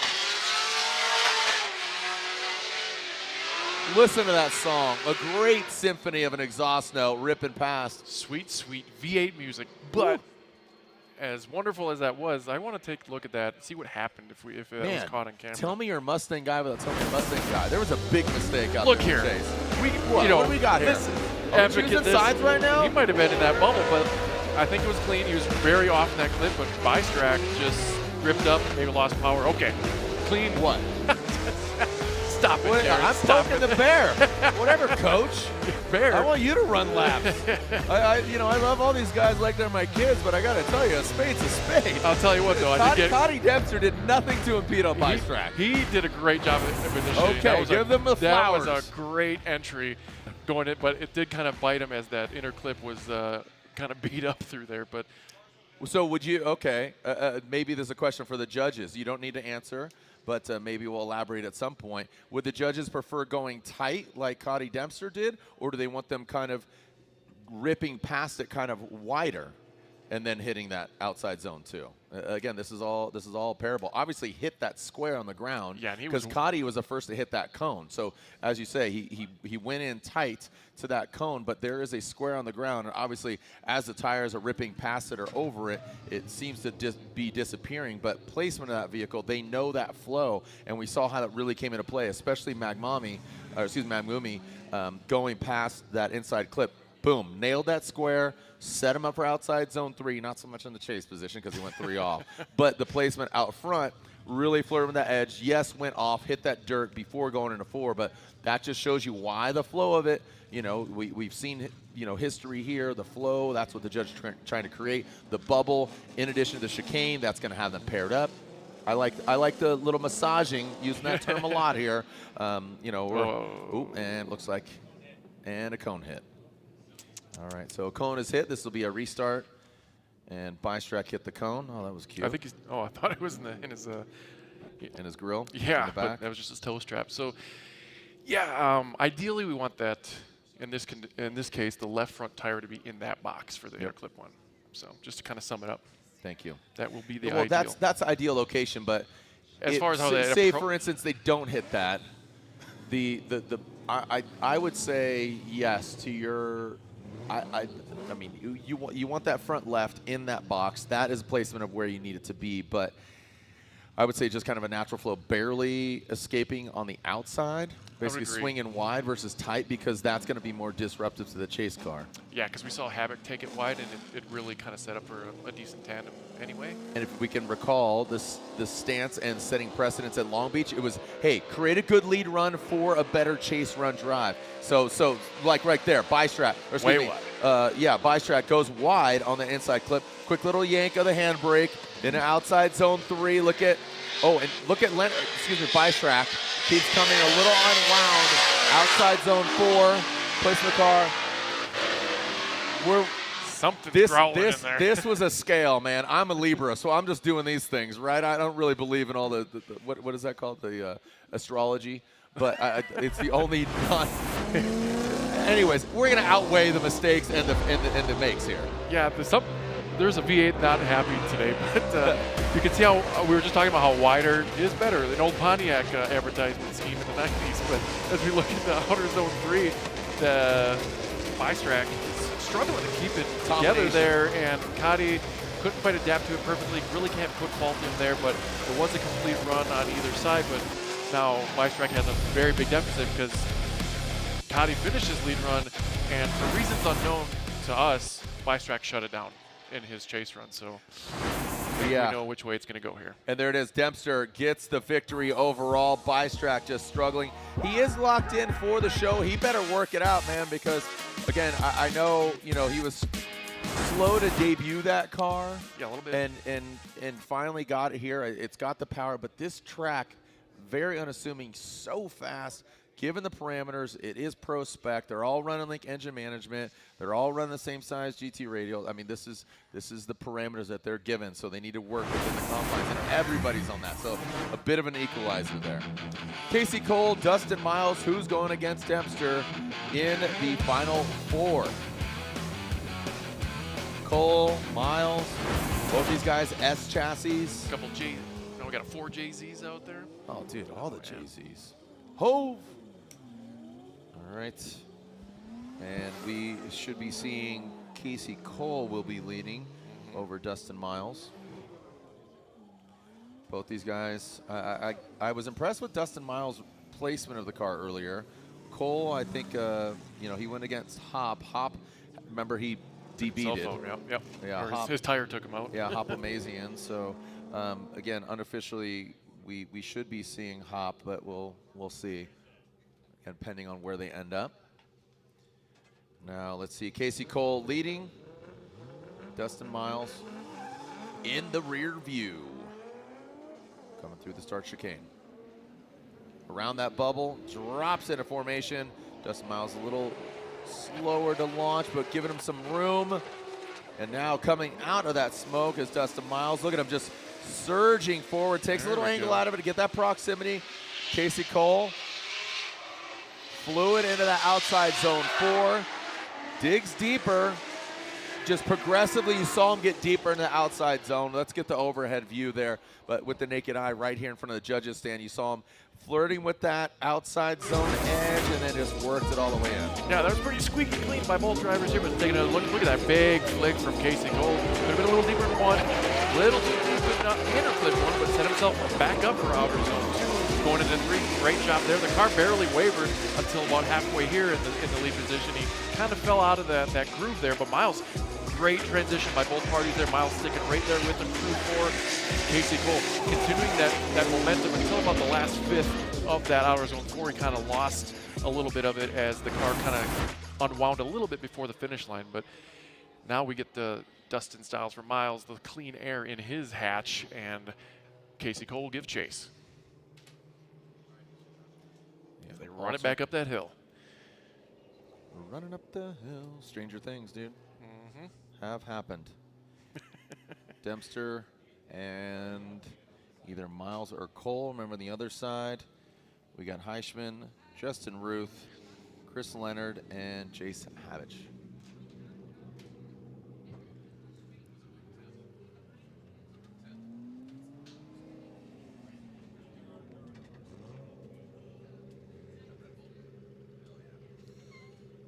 All right, Dustin Miles now out front. Styles for Miles. I know he's always concerned about the aesthetics, the wheels, the this, the J, got the it stance. low. But I'll tell you what, I feel like he's like, cool, I need to win. You know, like, I got this, got that. Bro, put it on the box. Let's go, right? All right, Dustin Miles, we'll see. Look at, got the pink wheels, got the yellow wheels, but always looks better on the box. Dustin Miles out front, ripping it. Whoa! Hello! Casey Cole. He was just surging, absolutely. He was like a heat-seeking missile in the outside zone 3, dives on the inside. Miles gets in the outside zone. So he was kind of the opposite of Casey Cole in that last outside zone. You saw Cole progressively get into it. Miles was in it and then pulled out of the outside zone 4. But again, 4 collective outside zones. That small little outside zone 2, the inside clip. Let's see what Dustin did. Yeah, let's check this out. Good. I love the entry for Miles. He flirted with that rumble strip. Good placement on interclip 1 and 2. Got a little outside of that rumble strip there, but that tire kind of almost put him back into the outer zone 3 as, like you said, like a sidewinder. Casey Cole coming into that transition. And same thing here. Timed it just a little bit off. Lost a lot of real estate there going to the outer zone 4 as he tries to make up ground into the finish line. So good job on both parties. Kind of fell apart in the chase position with Casey Cole, but great job by both parties on this run as we take another look. And look at that thing just whoop. And I think it was almost like Dustin Miles sensed him there and put him back on the road there to complete this run. As Casey Cole comes out of the smoke just a little bit early, like I said a bit ago, as they round out. Miles could have been a little deeper in outer zone 4 just overall. Just offset that by a half a car with he would have been sitting a little prettier to put a bow on that run. Let's see what the judges think, Jared. Dustin Miles versus Casey Kilometers going against each other. Let's see who wins, the metric or the standard. Casey Kilometers. Oh, it's Casey Cole, my bad. Thought it was Miles versus Kilometers. We're seeing which unit of measure is going to. Who made it to the moon? Who's going to the distance? Who's going for speed? We're analyzing. Let's go. We are breaking it down. Break out the microscope. Very similar to entries here, but Cole did truncate on that interclip 1 as they get through interclip or into outer zone 3 as Miles puts a little more pressure on than Cole did. As you can see, this is lightning attack here for Miles in outer zone 4, where Cole wanted that same result but couldn't quite close the door as they finish out that run with that real estate in between them.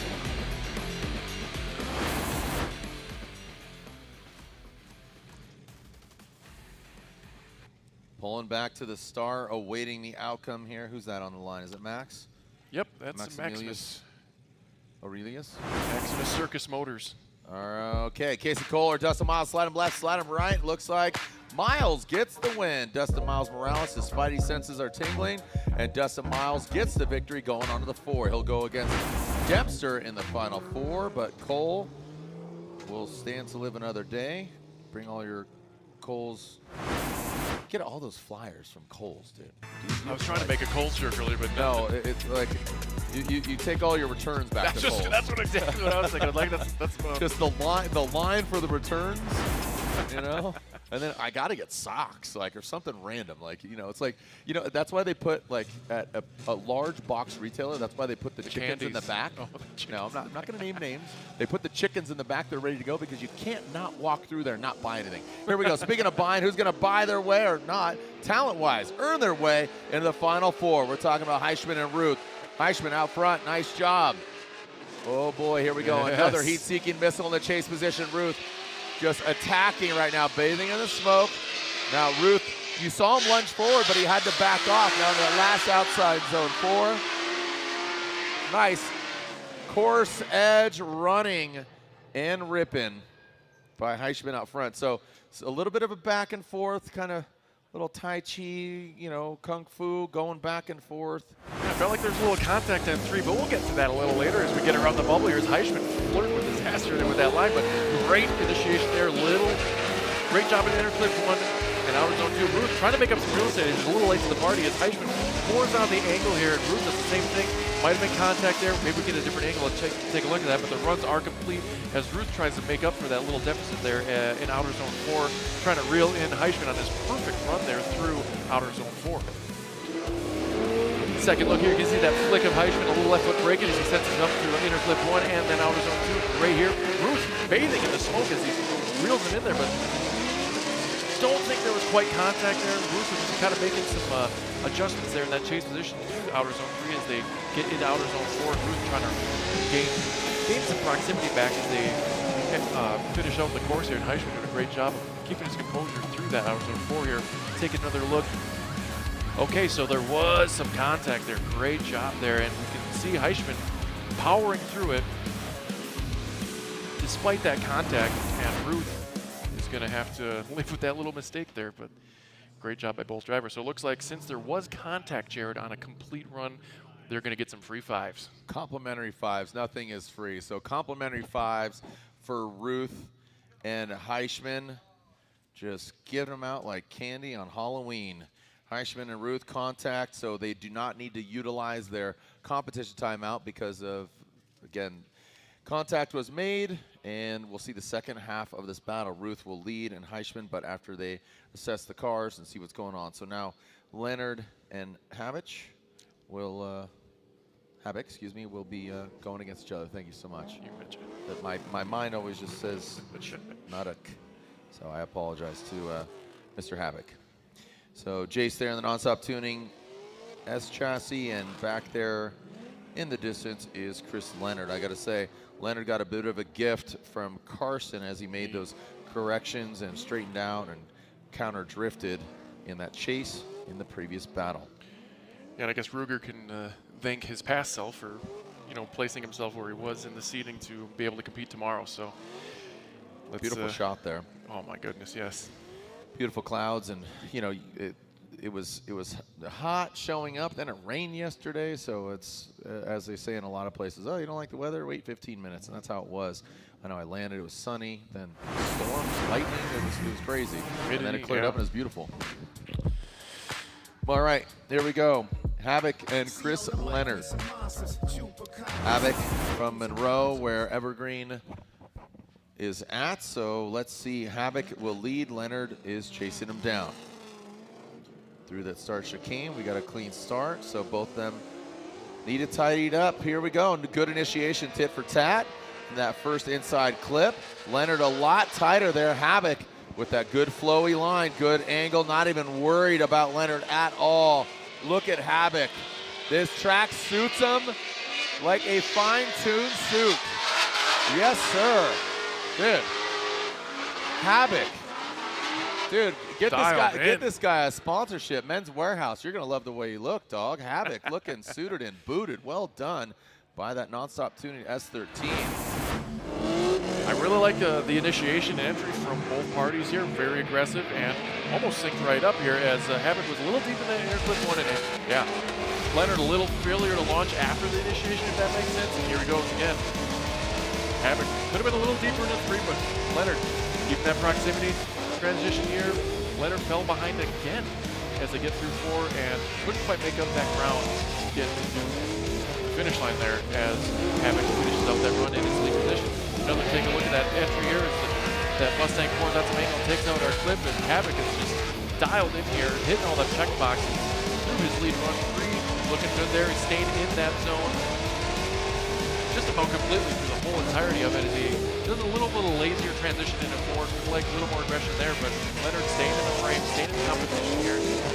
Let's give that Mustang some clean air and see what he can do up front, because now I felt like Leonard was making up for his chase run against Ruger of that last battle that he had to do. So now what we've seen him do in the lead position last run, he's going to have to hit that benchmark here. Otherwise, disappointment. Yeah, I think they could both tighten it up, but I think Jace has a really good, solid lead run. But this is where kind of they start panicking. Running that lead run, they know what they could do. Leonard, I felt like he was grasping at straws there, and was it coincidence that he got thrown off because he was tight on that inside clip? I think not. So he's taking that. The car's got some grip. As you can see, he initiates and the car grips up. Now going to the outside zone 3. And I think this is, look at Havoc's control. He's not panicking. He's good job, Jared. Oh, man. He's not what? He didn't panic. He didn't panic up, and again, just over-rotated. That's the curse. But his composure was good. He was good up until that point, and then just came unwound. That wasn't again a form of panic. That was just him trying to apply the pressure. But I liked how he was ramping up. His progressive. He's showing he had the power, showing he had the control. Because Leonard in that chase position is doing a little this because he's scrambling. He's grasping at straws. As I said metaphorically, hit a beehive. You start just waving your hands around, swatting all the bees away, and Havoc was a lot more composed. Yeah. Until came unwound, going to the last one more transition, and I would say that was Jace's victory. But you know, here we are, mistake versus mistake. Jace spinning out, not completing. That's really going to hurt him. Good thing is they'll both be in the show tomorrow. But let's take another look at not as aggressive as his first lead run here in the top 16. But Leonard filling up that outer zone 1 for decent Havoc. Trying to keep the pressure on there as that Mustang powers through outer zone 2 and does a great job of riding the razor edge there into outer zone 3, gets back into there. You can see the attack loading here from Havoc, and just right there comes out perfect, but the car just washed out in front of him for whatever reason. And then Leonard is on his way to the finish all by his lonesome. As you can tell here, you can see Havoc disappears behind that pony, and in the smoke, it just had the timing right, but the car just was not there to party, unfortunately, for Havoc. So.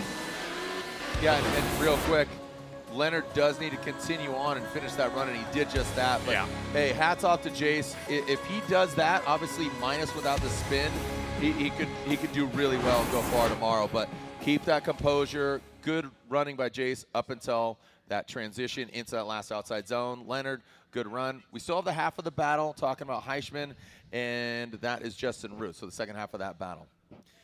All right. All right, we'll be right back here at Burt Brothers Motor Park.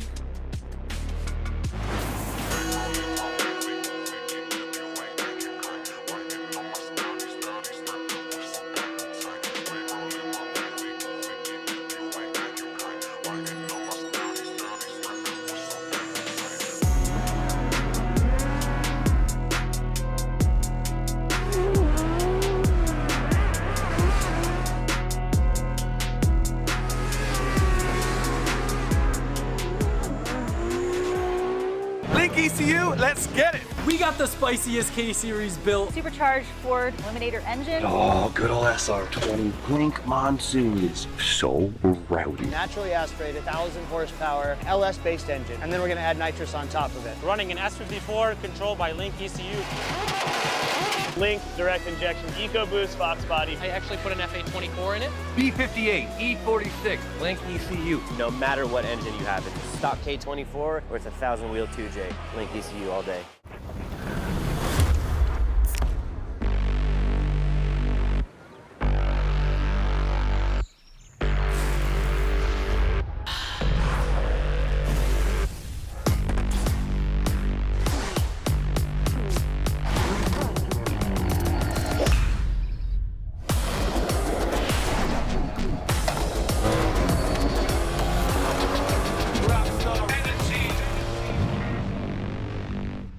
These are my race treads for going the distance.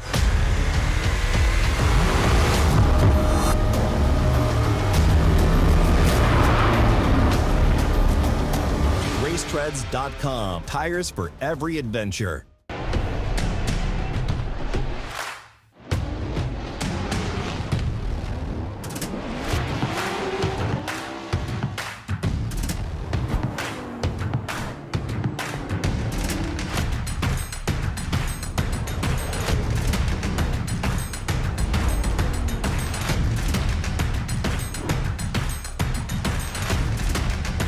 GT Radio. Experience ultra high performance.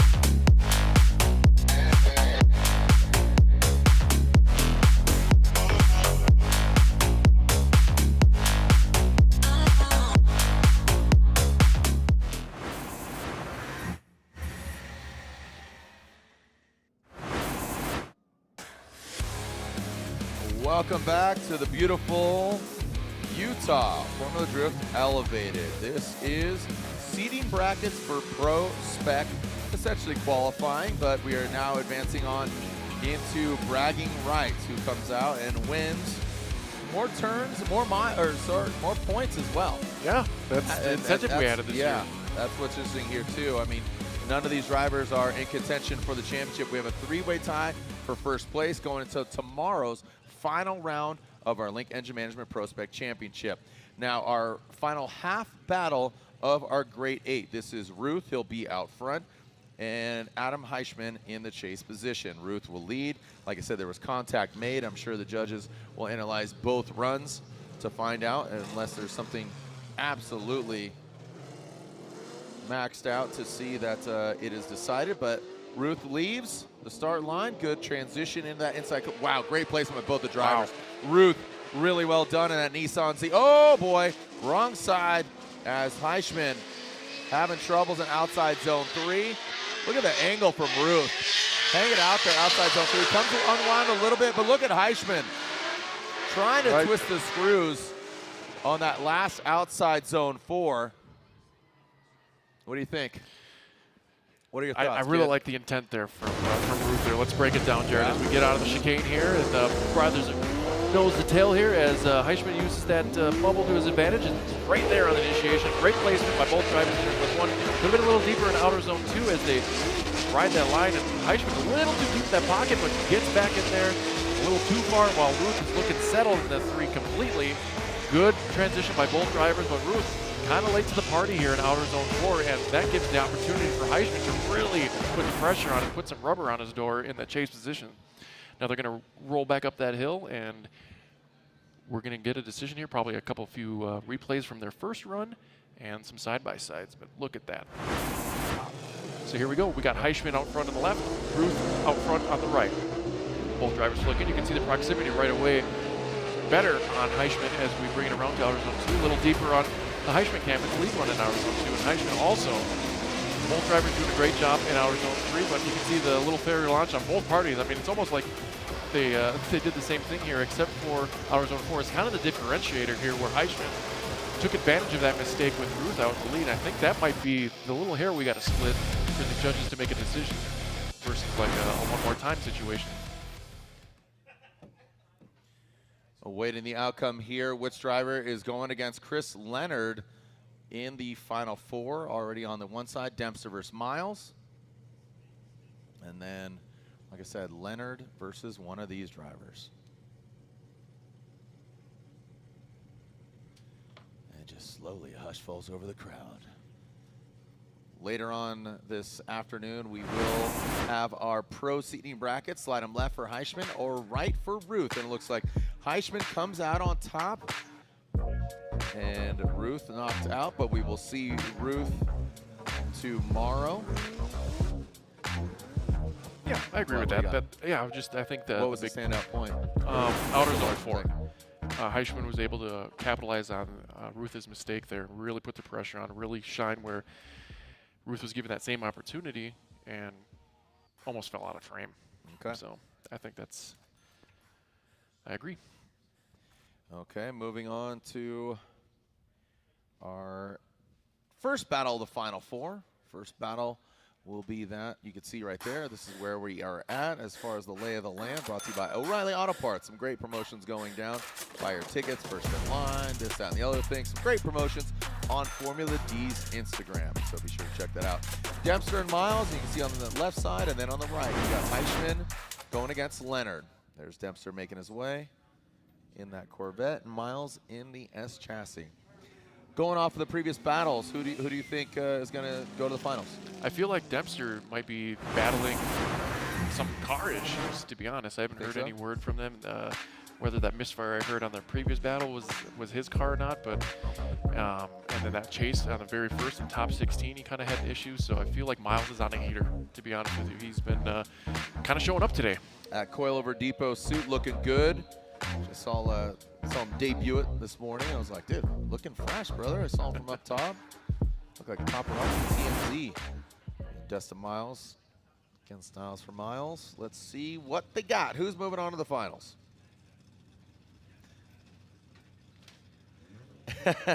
Moving on. The Corvette ready to rip. Now through that start chicane. No cones hit. We got a clean start. Dempster. Good flick in. Comes a little unwound, but stays in it. Allows Miles to catch up, but comes out of angle. Gets some wavering. Dempster. That car just digging and hooking up. Going 3 to 4. Whatever issues you thought he had. Yeah, color me corrected. Yeah, dude, that is, he's like, what did Sopa say? Bro, come on. Yeah, they kicked the bugs right out of that thing, that's for sure. I'll tell you that. Dempster flirting with that bubble line as Miles gives chase here. Like you said, a little wavering there, 300 clip one, but good placement by both cars. Miles showing his temperament in the chase, not doing anything dramatic to kind of gain proximity, but staying true to his line as Dempster adds a little left foot braking as they both transition to outer zone 4. Miles is kind of a little lazier transition. I wanted to do a little more attack there to get that proximity off the back because it's really hard to gain that proximity when you lose it there on that transition. So we can take another look as Dempster just throws that Corvette into interclip 1, getting through 2, and Miles getting lost in the smoke there. I think he almost came out of drift there, grabs a little handbrake, gains a little more proximity while Dempster is kind of wavering through outer zone 3. And this is where Miles again disappears in the smoke, and I felt like he could have gotten away with not using that handbrake there, as you can see before we did a frame change here as they went to the outer zone 4. He could have gained a little more proximity if he didn't quite grab that as hard and long as he did. So let's switch him around. See what Miles can do with some clean air in that S13. Yeah, show me what you got, Miles. Let's do this dance. Let's slam I'm not seeing dance. a Corvette though. No, I'm not seeing. No, he's rolling up. Cotty, he's rolling up late, dude. A little late to the party. Dempster, like you said, no bugs, no signs of any mistakes or anything wrong with him in that lead position. Now chasing him down, we'll see. Miles, we are clear to send. Who's going to the finals here in our seeding brackets? Like I said, we'll see seeding later on, local time. Just about 2 hours away from our pro seeding brackets. And now Dustin out front. Miles using all the course. There's that wide swing I was talking about, the inside clip. So sets him up for that outside zone too, but you can see how that kind of disrupts him. Yep. And that does disrupt Dempster. So, but now it looks like they're both putting it together here. Outside zone 3, 4. Hitting it. Good job. Look at Dempster. He's twisting the screw. So, all right, let's take a look at it. So, like I said, overshooting that inside clip. Dempster did a good job adapting that. He wasn't too close where it forced an error. Yeah, I felt like Miles had a little more adjustments in the chase position versus Cotty, but he's really wide on the clip. That's going to be a takeaway from his lead as Cotty tries to kind of adapt to that. Miles does a good job of keeping it into outer zone 3 as Dempster draws him in a little close. He needs to be a little more aggressive here, but he does reel him in about halfway through outer zone 4. Pours on the screen, sacrificing a little bit into that proximity. So there's a few takeaways here. The judges are really going to have to split hairs here, in my most humble opinion, as we await.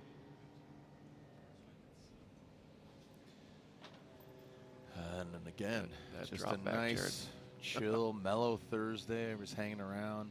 Some hardcore fans showing up. All right, looking at our BC Racing custom coilover side by side. You can see Cotty out front on the left, Miles out front on the right. You can see the distance here between Miles and Cotty on the left, where not so much in the right camp as we get through outer zone 3. You can see both parties, especially Cotty, getting that proximity where Miles needs to be a little more aggressive.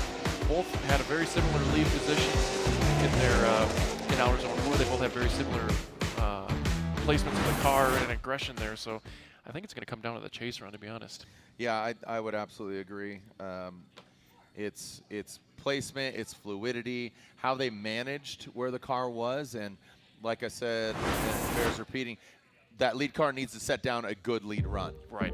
Was Dustin's as tight and right as Cotty's? I don't think so, and that's why I believe he gets the win. You know, Cotty's was just more exemplary of Dustin. Not that it was terrible, but by comparison, Cotty gave Dustin a better opportunity to have a good chase run, and that's exactly what he did. Dustin had good placement, and Cotty adapted really well.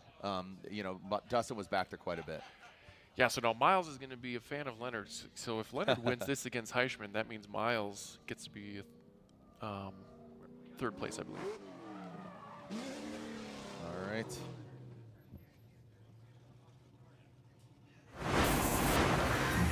Who's going against Dempster, Heischman, or Leonard? Got one couple of East Coast guys. Couple blue ovals for you there, kid. Mustang on Mustang action. We got wall hugs. We got Leonard with that Texas mud flap. Dude, that guy.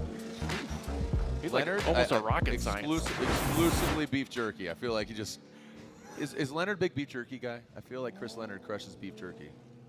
Yeah, I'm saying nailed it. Smile says it all. Nailed it, dude. Nailed it. Big beef jerky guy. Beef jerky's expensive. Aren't you always blown away? You're like, dude, yeah, that is quintessential road trip food. They're like airport prices everywhere. Dude, it's ridiculous. All right, so here we go. We are seeing Heischman out front, Leonard in that chase position. Thumbs up. We are clear to send. Dempster on the other side, waiting to see who he's going to go against. Spotter, keeping an eye on the prize. Goes across, swings it in, past that inside clip. Whoa, buddy! Yeah, that's 3. Yeah, man, he really overcooked it. That was some dry beef jerky. He overshot that one quite a bit. Now coming on into that last outside zone, some dust being thrown. That back right, back left, almost. Dude, the juice is loose. You said that for certain. My good night. Yeah. That got a little out of hand. Yeah, you can't. Nothing on Heischman. He had a really good placement of his car here as he does a good flick of the entry here. Fill the zone. Just Leonard looks like the front end almost washed out. That's 4 tires up. That's going to be incomplete the chase run. But Heischman, obviously, we know he did complete the lead run here. So now it's just kind of whatever happens behind him, as long as Leonard obviously didn't impede. So Heischman's kind of on a road to his own victory here in the lead position as they finish it out here. So let's see what kind of magic Leonard can pull out of his hat in the lead run. But take another look at Heischman out front. You can see that placement at interclip 1, 2, great placement there versus Leonard is way off the pasture as we get into outer zone 3 here. Both Mustangs pouring down the power there. Heischman could have been a little deeper there, but at that point it's kind of a moot point with that chase run being incomplete of Leonard. So a little tire drop there as the Utah gets a little spray of that dirt, and we'll switch positions here and see what Chris Leonard can do out front. He's, like I said, he's going to have to do what he did that couple battles ago. Let's go, Johnny Utah. Yeah. Okay. Again, some cleaning up here to do to see who goes against Dempster. Leonard, that car is banged up. And are we seeing is Heischman staging that far back, or is he not pulled up yet? We might be waiting for. Are we doing any track cleanup? I don't think so. Maybe they're just chatting. Oh, Leonard's got a souvenir and he's got a clipping point underneath the car. Did we pull it out yet? Oh, they're going to let his yeah, crew guys Max take is it out. the T-Rex of the crew world. He just can't reach it out there with his short arms. If you were there, don't be I'm nice. I'm not being mean. He's just got. He was a little minimum, not maximum there. So he just, needs those little helper. Get the fridge up there. He'll oh, the fridge, dude. The fridge will just. He'll crack that thing Where's right my open. super suit? The fridge keeps it cold. He keeps it chill as. Yeah, because he's sitting in the truck all day. Oh, well, you be nice. You be nice. Well, the fridge, dude. You can't thaw out the fridge. Yeah, that's true. Well, it looks like we're getting on the tech ramps here and gonna extract that thing. Man, that cone is just absolutely lodged in there. Get that man a toothpick. He's got stuff all up in the grill. All right. Who's that? Kevin? Is that Trey? Kevin and Trey. These guys. Tweedle Kevin and Tweedle Trey. You can follow Kevin's Corner, see some first person. It's almost like Cops on track. You know what I mean? Like Cops, the show. It's just like, can't catch me. And they're like running away. Yeah. Boy, that's really on there. Have you ever seen the movie Run, Ronnie, Run? No, I haven't. It's a very, very deep cut, but it's a classic. Man, that cone is lodged. That thing's got a tooth in there. It must have melted on the exhaust or something, because it is. I bet the bass is in there too, and it's just. Yeah, look at it. Come on, yeah. Oh, it's like a gender reveal party. It's a I cone. Think we just saw a live birth of a BC Racing cone. Yeah. It's a gold baby boy. All right. Bust out the cigar shit. Yeah, break out the cigars for the kids. There you go. All right. Let's see the second half of this battle. The cone disrupting things a little bit there. And that shows you how. Who won there? I'm not sure. The cone lost. Yeah. That's all we do know is the cone lost there, trying to take out Leonard, but Leonard. Trey got taken out in the process. Yep. Leonard waits on the line. Or excuse me, Heischman waits on the line. And there he is. I was wondering, I'm like, man, why is he staged so far back? Yeah, that's illegal. Yeah, we do have.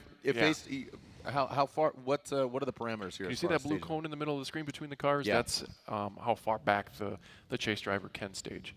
And I love how this has just evolved over time. Like, some people are staggered, some this, that. I mean, obviously the Bank of Orlando, you're starting at an angle. It's pretty crazy. So, again, the evolution. Whoa, that is the chase car allowed to just rip through the bubble like that? Yes. Okay, just want to clarify there. It's the first approach we've seen like that. Leonard now sans the cone underneath. Looks like he's running much more of a cleaner line, but keep in mind he absolutely attacked that first inside clip when he was chasing him down. Tapping that rev limiter across the finish line, both of them. What are your thoughts? Well, I think who should hit the jump first? Who should hit the jump? The rallycross jump. See what you got. Any of the Mustangs, but yeah, Leonard taking a bold strategy here as he completely misses interclip 1. Outer zone 2 was a little less than stellar, but he gets it together here by outer zone 3, and Heischman still in frame here. Put on the pressure. He knows he doesn't need to put on. He's at quite the advantage, so he doesn't have to like put it on his door or anything because Chris Leonard has it incomplete. So he's just gonna lay back and not make an incomplete or a chase that is at least effortable to get by, as he has quite the advantage here against Leonard. So I think we know which way this is gonna go. Let's see. Let's make it official. Who's going against Dempster in our Link Engine Management ProSpec seating brackets? Heischman gets the win. Leonard knocked himself out as he knocked out a bunch of cones, but Heischman came out on top. So it's Heischman and Dempster in our Link Engine Management ProSpec Championship seating brackets. In the show for sure, Bystrack, Dempster, Miles, Cole, Heischman, Ruth, Leonard, and Habak. And again, unofficially, it would be Jack Davis, talking about Carson Ruger, Cameron Sorensen, and I believe Brian Hoplamazian, aka Hollywood Brian Hop. Just given, you can see the numbers there because, again, number 2, Adam Heischman, did it himself. He got there, but those 8 from 16, right? So those 8 are locked and loaded, then the remaining 4 are filled in by seeding. So again, Heischman doing it himself. That allows Brian Hop, again, to unofficially jump up to fill the 12 and backfill the pre-seeded 20 going into tomorrow's round 4 of the Link Engine Management ProSpec Championship. All right. Well, as they get a fresh pair of tires, let's check in with another episode of Send It. Again, it's all about Formula Drift with Jason. The people, the culture, the vibes. Send it. I wanna be next to you. Richie says, TJ, stay close to me. So many cameras, cameras, cameras, cameras. Let's send it here in Seattle. How's your 401k doing right now? Sorry. Cut. Let's send it! Hickory dickory dock. I'll be here all weekend. This is Formula Drift, what we call the Throwdown. Welcome to the PNW. I like to call it the PNB because it's the Pacific Northwest. That's right, we are at round 6 of the Formula Drift Pro Championship. I love this. I love the fans, I love the cars, the vehicle, the competition, the track, all of it. So if you haven't been to this event, come on down or come along on our journey. Let's send it.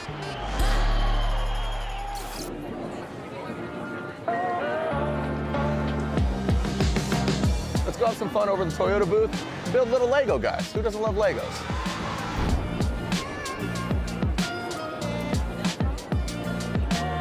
Can you build a Lego with me? Can you guys build a Lego with me for video? Yeah. Is that cool? Skip the survey? Okay, you guys can skip the survey. We got fast pass here. We paid extra. What do we do? You're gonna pick your driver right here. We're gonna go for it. Who's your favorite? Frederick Osbo? I feel like you have Norwegian blood in your veins. You got the blue eyes. You guys look like kind of like Vikings yourself, little Vikings. All right, let's build some little Vikings. All right, where's Freddie's body at? Wait, I want to build one. Hold on. All right, I want this. Oh, accessories? Go for it. I mean, checker flag's pretty fire, right? Oh, you like mine? This is Ryan Turk. This is who won the event last year. Yeah. Ryan Turk gets the win. Where do you guys come from? Yakima. Not in here. That's disgusting. Go in the bathroom. Oh, Yakima. My bad. Sorry. All right. Yeah. Yakima, Washington. All right. So, do we build them? Are we done? Yeah. Well, thank you for letting me build a Lego with you guys. Appreciate it. All right. What are we gonna do, Richie? What are we gonna do here? Fans? We're gonna mess with some fans, talk some smack, and we're gonna do Formula Drift Seattle. We're gonna send it. That's what they say. Hi guys, my name's Sharice and I'm here at Formula Drift Round 6 Seattle. There you go. Just taking my f***ing job too. Looks like a Japanese Abe Lincoln over here eating a sandwich. 4 score. Hi. Ooh. Dude, that's crazy. That's my same dance move. Really? Are you hungry? No. Why are you so angry, dude? Because I just see you and you trigger me. It's PTSD. It's not me, it's you. It is? Mm-hmm. It's a vibe I give off of you. Rainbird, make it rain. Yeah. Brian Olfert, been around since day one. 20 years of Formula Drift Seattle. What's your favorite part? The fans. It's just as simple as that. All right, cut.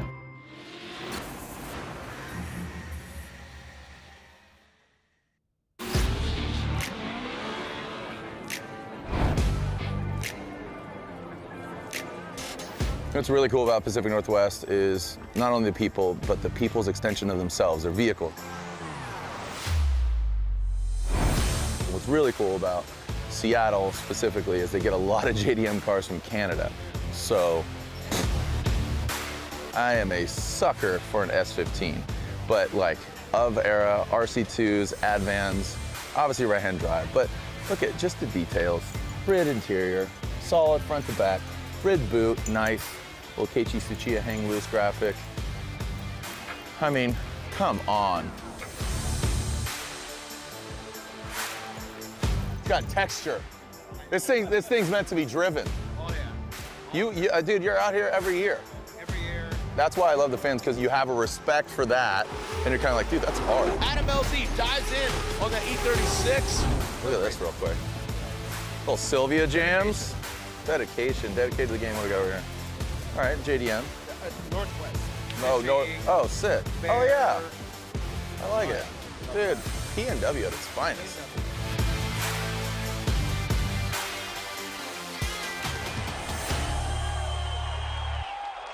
Here we are. We're headed up to the booth. It's game day, round 6 of the Formula Drift Pro Championship, and we are gonna send it. It starts like this. To this. Sold out crowd, sold out here at Evergreen Speedway. 20 years we've been coming here. And your winner here at round 6, Matt Field gets the win unanimously in the Borla Performance GT Radial Heat Wave Lean Customs Corvette. A 2-year dry spell has come to an end, and the Beast in the Bay gets the win. Seattle, always mind-blowing. We sent it. Thank you so much to all the Seattle fans. 20 years, we celebrate it, and we're going and coming back 20 years more. So thank you to the Pacific Northwest. You got Canada, you got it all. Thank you so much. We'll see you in Utah.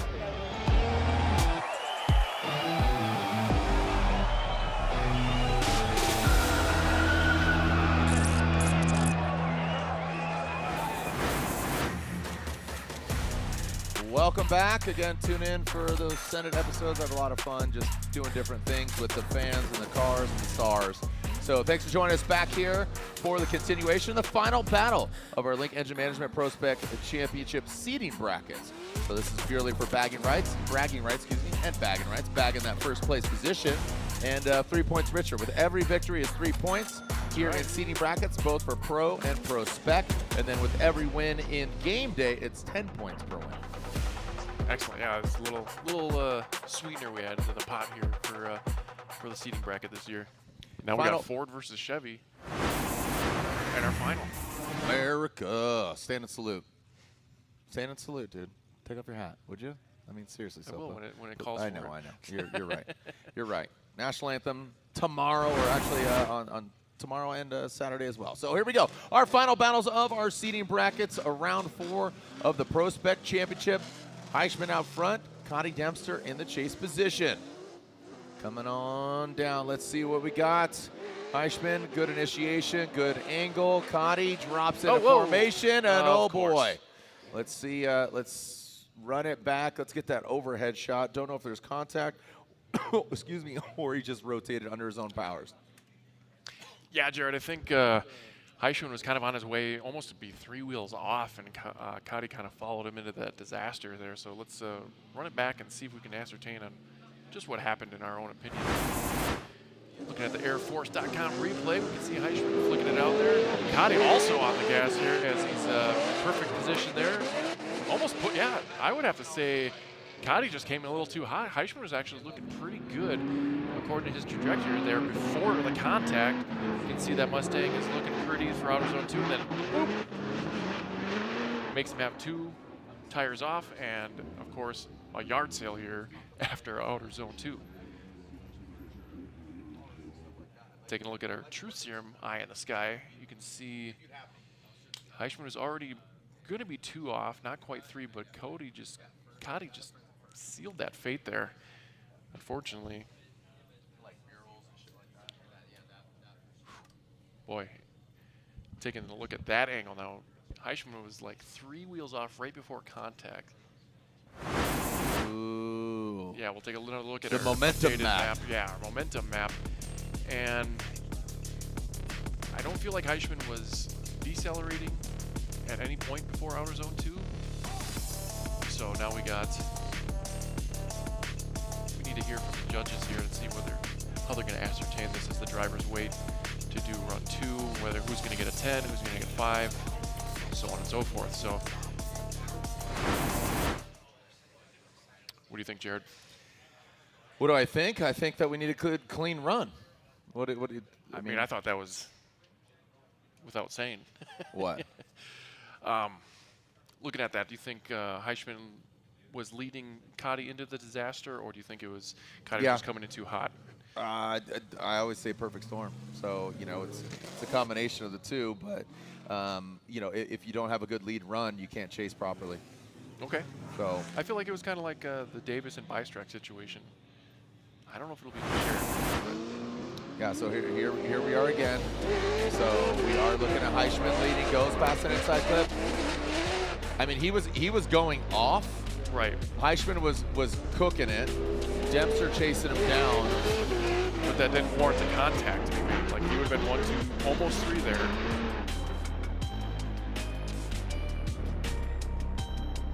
Yeah. Okay. So, yeah, and you, go ahead. Yeah, that makes sense. You're talking to Reese over here. Yeah, so Reese was saying that they felt like Heischman was decelerating or trying to let off on the throttle here to avoid going off too far. But let's give it to him and see what he has to say. All right, going to you, Reese. Yeah, so what we ended up seeing is that Heischman, after he went to the inner clip, he was carrying too much momentum. We feel like he let off throttle because he saw that he was going to go off track. Chase driver came in, gave him the boot. We ended up putting the blame on Heischman because we didn't want to see that in the lead. Thank you so much, Reese, and some good insight there. But with that contact being made, going off, so we will get them prepped and back on the track. Again, we'll be back here on track after the second half of this battle, because that's one half, even you know, regardless of that contact. And like Reese said, he felt he was going in. He lifted. I mean, both of them not the prettiest, as some would say, but keeping the car cool. It's a beautiful day, but that sun is intense, man. So, all right, well, guess what? We are going to Long Beach, the finals. You know, the House of Drift is no more, so we're making our own here on the Shoreline Showdown. New purpose-built track. This is not, I repeat, not like round 1 in Long Beach. This is purpose-built. We are going not counter course, but counter new course. We start on Shoreline. We go into what's called the Elephant Lot. That parking lot there, you can see just south of where round 1's track is. So again, you can see the dates there, October 17th, 18th, 17th, obviously seating brackets like we're seeing today. Tickets are on sale now, so go to formuladee.com. They've been on sale for about a month, so buy your tickets. Nobody DM me and ask me what are the best seats. Don't ask me this, don't ask me that. Just go to formuladee.com, buy your tickets, buy them now, because I'm excited. I was saying it this morning, you know, Irwindale, obviously love it. Sweet place, great place in our heart, but like any coliseum of the game, I'm talking baseball, football, those you know, awesome baseball fields or football fields. One of our fields got tore down, and that is Irwindale. But we make the most of it, man, and we continue on. So I think we're going to make history of our own over the years. Yeah, I'm looking forward to being to send him through there. That's going to be a real treat. And logistically, parking's not going to be an issue. Yeah. You know, Irwindale, I'm just like, even get my family there, I'm like, you got to come at halftime, dude, because like any time after halftime at Irwindale, you're shuttling it. Yeah, you are shuttling it, and you could SH shuttling. Yes, you know, that's how it happens. It's very difficult. But man, have you seen the videos? Speaking of Irwindale, and just like how leveled it is, and like how I seen one the other day. Yeah, jeez, oh peace. I was like, oh man, it's crazy. Yeah. It's, you know, and again, it brings a smile on my face because it provided so many great memories over the years. It's like, you know, it's unfortunate, but you know, it's a place, and the memories that fill that, you know, it's kind of like Field of Dreams, you know, and they still live there, man. Yeah. All those memories still exist. You're always a glass half full guy, aren't you? I try to be. I definitely try to be, man, because all you can control is what you can control, and that's it, man. That's my sphere. That's our bubble. And again, trying to, as I say, try to make today a good old day. So I had a great podcast with the Throttle guys. I want to pump that. Oh, yeah, I had a really good time with Mickey Andrade on the Full Throttle podcast. So if you want a good listen, it's 2 hours. So if you have half a day, go ahead and listen to it. Sure.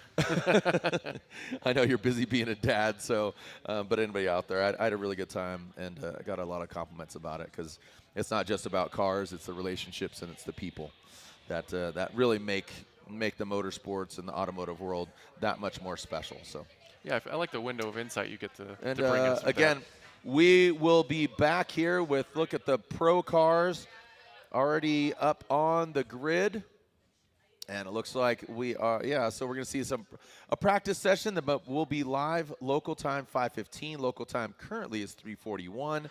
So do the math, just about an hour and a half for our pro seating brackets.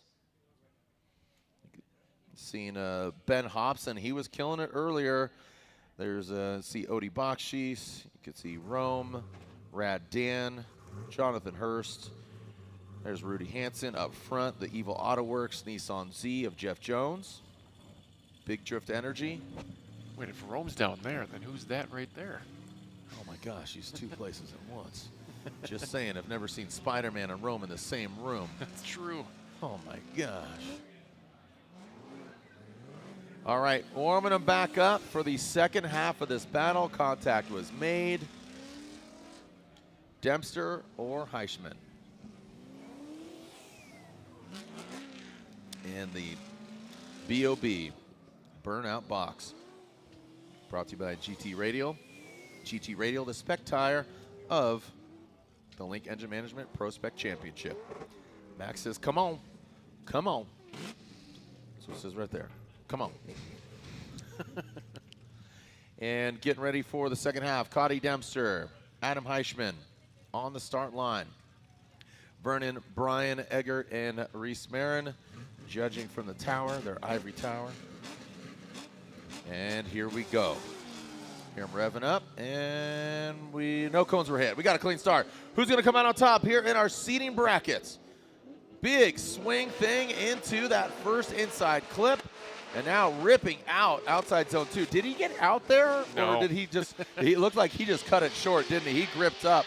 Now diving on the inside, Heischman. So these guys are absolutely all over the place. Cotty, I want to get that overhead view. Threw it into that inside clip. Again, initiated properly, inside clip, but I feel like he missed outside zone 2. So really cut it off. So Heischman had to really scramble to stay close. Well, let's be honest, Jared. Is it going to matter at this point with that fault? I don't think so. Good position there, but completely absent and beelining to outer zone 3. Just said, I'm going to skip outer zone 2, and then Heischman trying to play a game of making his own pocket in front of that Corvette, but that's not where that car needed to be. He did do a good transition there at the end of going into outer zone 4, and Kylie's going to finish out this run and kind of seal the fate on this final battle. Taking another look, you can see that whip into that Corvette, and then it just gripped up. It really came back around, but I'm not sure if, I don't think it was intentional that he missed that. It's just where the car was after almost backing it in, and then it gripped back up. So Heischman doing what he can do in the chase to kind of force an error, but not having a day in the Dempster camp as he gets into outer zone 4. Heischman kind of trying to reel him in. We'll see these guys tomorrow and announce the winners here very soon. All right, let's see what we got. And we got a winner. So we'll bring him down here, center track.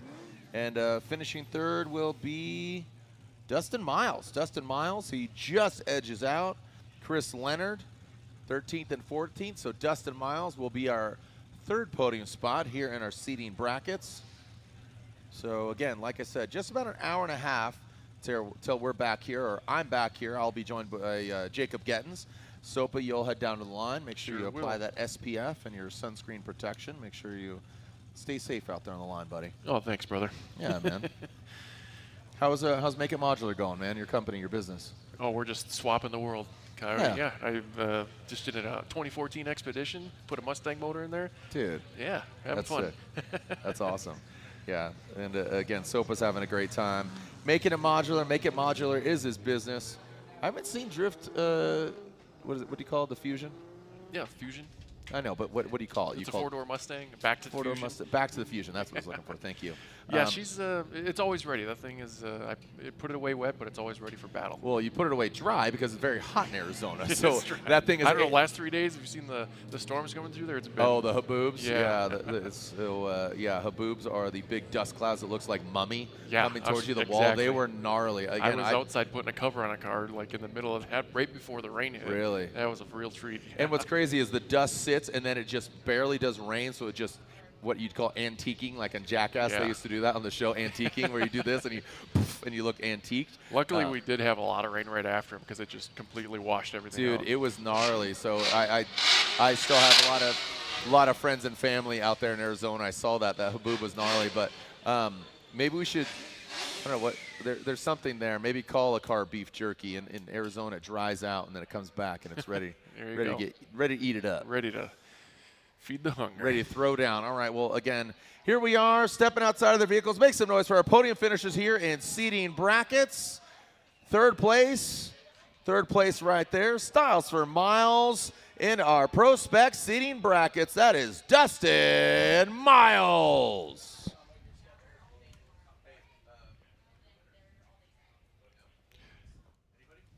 He said